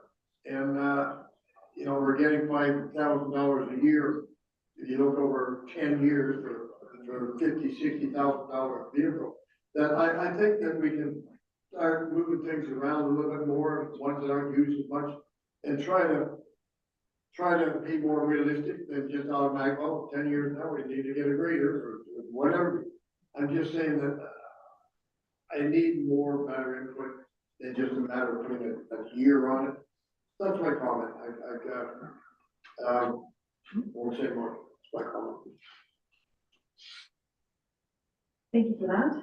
Deputy Mayor? Through the mayor, Ray, just in response to that, just on staff's behalf on that, when we did asset management and we put that through, you actually have to put a lifespan on each vehicle. I understand that. And so that's where a lot of that comes from is that's basically from an industry standard of what the lifespan is for whatever that is. And I can assure you, and I know our staff are doing this as well. They take a look at that vehicle or truck or whatever it is, and it comes down to how much we're going to spend on maintenance and how much we're going to spend on repair compared to getting, say, a resale on maybe whatever that value is compared to what we're going to spend for the next 2 years. And I know I have to do that, and I know as our staff are doing that on a regular basis to that equipment. And it's the same thing when the buildings come up, as Paul is talking about here as well. When that gets all into the asset management, there's going to be a useful life, say, might be a 50-year maybe cycle for a building, or approximately. That doesn't mean the building is no good at the end of that 50 years, but there might be a lot of huge cost to keep that, or as times change, building code change, different things. Anyways, I just wanted to give them comments maybe for the public so that they can kind of understand how we assess that by. Thank you, and I will add to that too, you know, although I'll take some risks with a can of tuna or some yogurt in my cupboard or fridge. You know, there's a certain level of, you know, public trust that's placed in us to make sure that our facilities are achieving a certain standard as well. And, you know, we're talking about, you know, public health and safety and access to these buildings. So things at home that we might, patch and cobble together, and we do what we do, we've got a standard of care or duty of care that we're responsible for, not just for our employees and people who work for us, but also the public. But it's a fair comment as well. And it kind of brings to the question I raised during our first budget session on Tuesday about the 10-year cycle for replacing vehicles, right? And making sure that there's a good case. So, typically speaking, a plan is that guideline, I would hope, and not the rule. And just because we put it in the plan doesn't necessarily mean that that's going to come to fruition in real life, in real time. So good comments, good discussion. Anything else? Any other questions at this point from staff or of staff regarding this particular item? Seeing nothing else, we're at the point now where we have received all of the departmental presentations. We did have a request from Mr. Moon about the $7,000 for each of the 4 surfacing. Pardon? Yeah. The $2,000 or $7,000 for 2 each. $14,000 for Parks and Rec for the floor machines. He was looking for a pre-budget request, and as you folks have mentioned, it's the one is beyond repair, and buying both at the same time might suffice. So we probably should address this in some capacity. What does council want to do with that? Well, Councilor I mean, Johnson? Chair, like, I don't have problems with supporting one at this stage. And then you said the Warsaw one, the quality is maybe getting down, but it's still working fine. And I would like to, by buying just one, get that other one, if it's feasible, to repair it. Like he said, like as much as $1,250, get it repaired, if we can use it if something else breaks down, compared to buying 2 new ones. That's my opinion. Sure. Mr. Kramer, do you know if there was like a special deal tied to buying 2 versus 1 right now, if we were to make the approval for 1? Through Madam Mayor, I wasn't able to get that information from Mr. Mood prior to the meeting. I'm not sure if it's a large enough purchase, but yeah, I'm not sure. Madam Clerk has something to add. Through you, Madam Mayor, in speaking to Mike about his budget the other day, he did mention that one of the machines we're currently using is a rental machine, and so we're paying $500 a month. That machine. And that's for the one that's broken, what you're replacing one that's broken. It's just, that's what we're seeing. Yeah, so I think at a minimum, if council would entertain 1, and then unless staff were to come back and tell us, well, we have to buy 2 in order to leverage a 20% discount or something like that, to make that $7,000 number a true number, then perhaps we wait for staff to report back on that. Councilor Watt? Remember, yeah, I could like a little bit of information, not because I don't want to spend the $1,500 or $2,000, whatever, on a broken one. If we buy 2 new ones, keep the Warsaw one to buy. Plus the $500 a month we're already spending now, and not necessarily is there anything saying that, hey, we can get these things tomorrow. You may have a 3 or 4 month waiting list, kind of that waiting time before you get them delivered. So, it's, and then there, now you're another $2,000 into rental, kind of like that. So that's the definite questions in there that I think we need answers on before we 100% approve this. Like, I don't have a problem either way. I know they get used a lot. If that's the case, if we buy 2 new ones, use Warsaw one for the backup, then so be it. Depends on which way it goes to save money and how often we get it, or how quickly we get it. Your question, Councilor McCord? Thank you. Thank you, Mayor Watson. Yeah, go ahead, Councilor McCord. Thank you. Through you.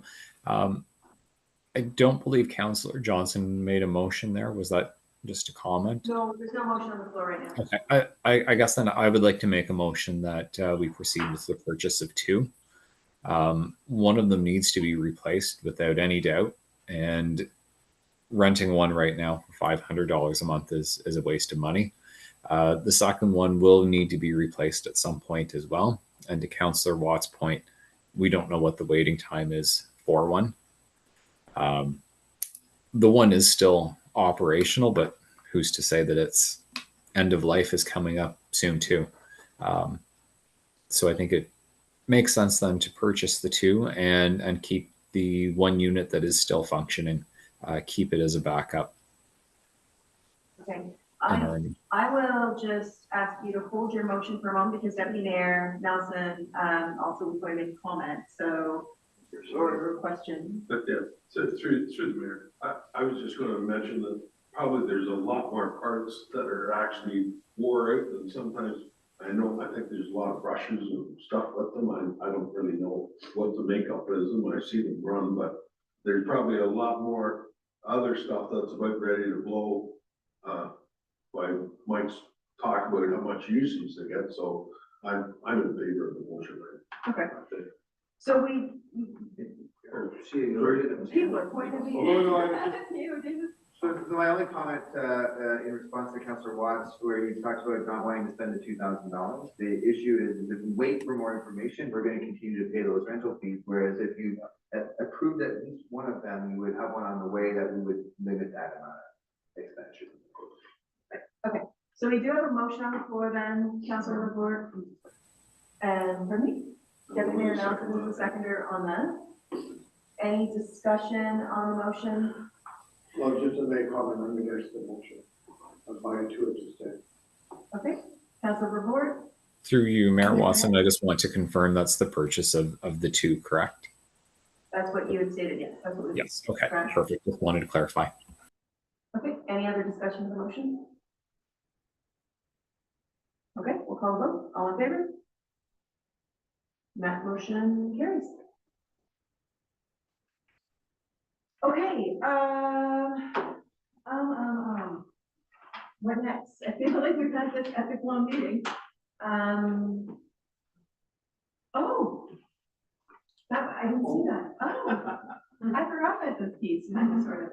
Okay, so yeah, we wanted to, other business to select a council member to sit on the hiring committee for the township planner. That was a conversation that we had at our last council meeting in December. I did hear from, Deputy Mayor Nelson had indicated interest during that. So I think that that's, the request, the motion that we put Deputy Mayor Nelson on that committee. The point that Mayor Nelson would like to be. Thank you, Councillor Vervoort. I'll second that. Thank you. Any discussion on that? Last chance to get out here. All in favor? And that motion carries. Awesome, thank you very much. And lastly, our confirming bylaw. Deputy Mayor Nelson, second by Councillor Johnston, all in favor. That motion carries. And just a reminder before we adjourn, our next council meeting will be on January 23rd, which is the 21st. Our next council meeting will be on January 21st. It's a regular council meeting, thank you. And then our next budget meeting will be happening on the 23rd, and that's really the working session. Council for us to roll up our sleeves and tear into some of these line items and process the information that staff brings forward. That we We attend again. And it will be at 10 o'clock again in the town hall, upstairs, yeah. And I think that is it. Thank you, everyone. Thank you, although our managers will trickle out. Thank you for our managers for their work and bringing this to us. A motion to adjourn. Councilor Report, Deputy Mayor Councilor Johnson, all in favor, and that motion carries. Thank you for that. Thank you very much.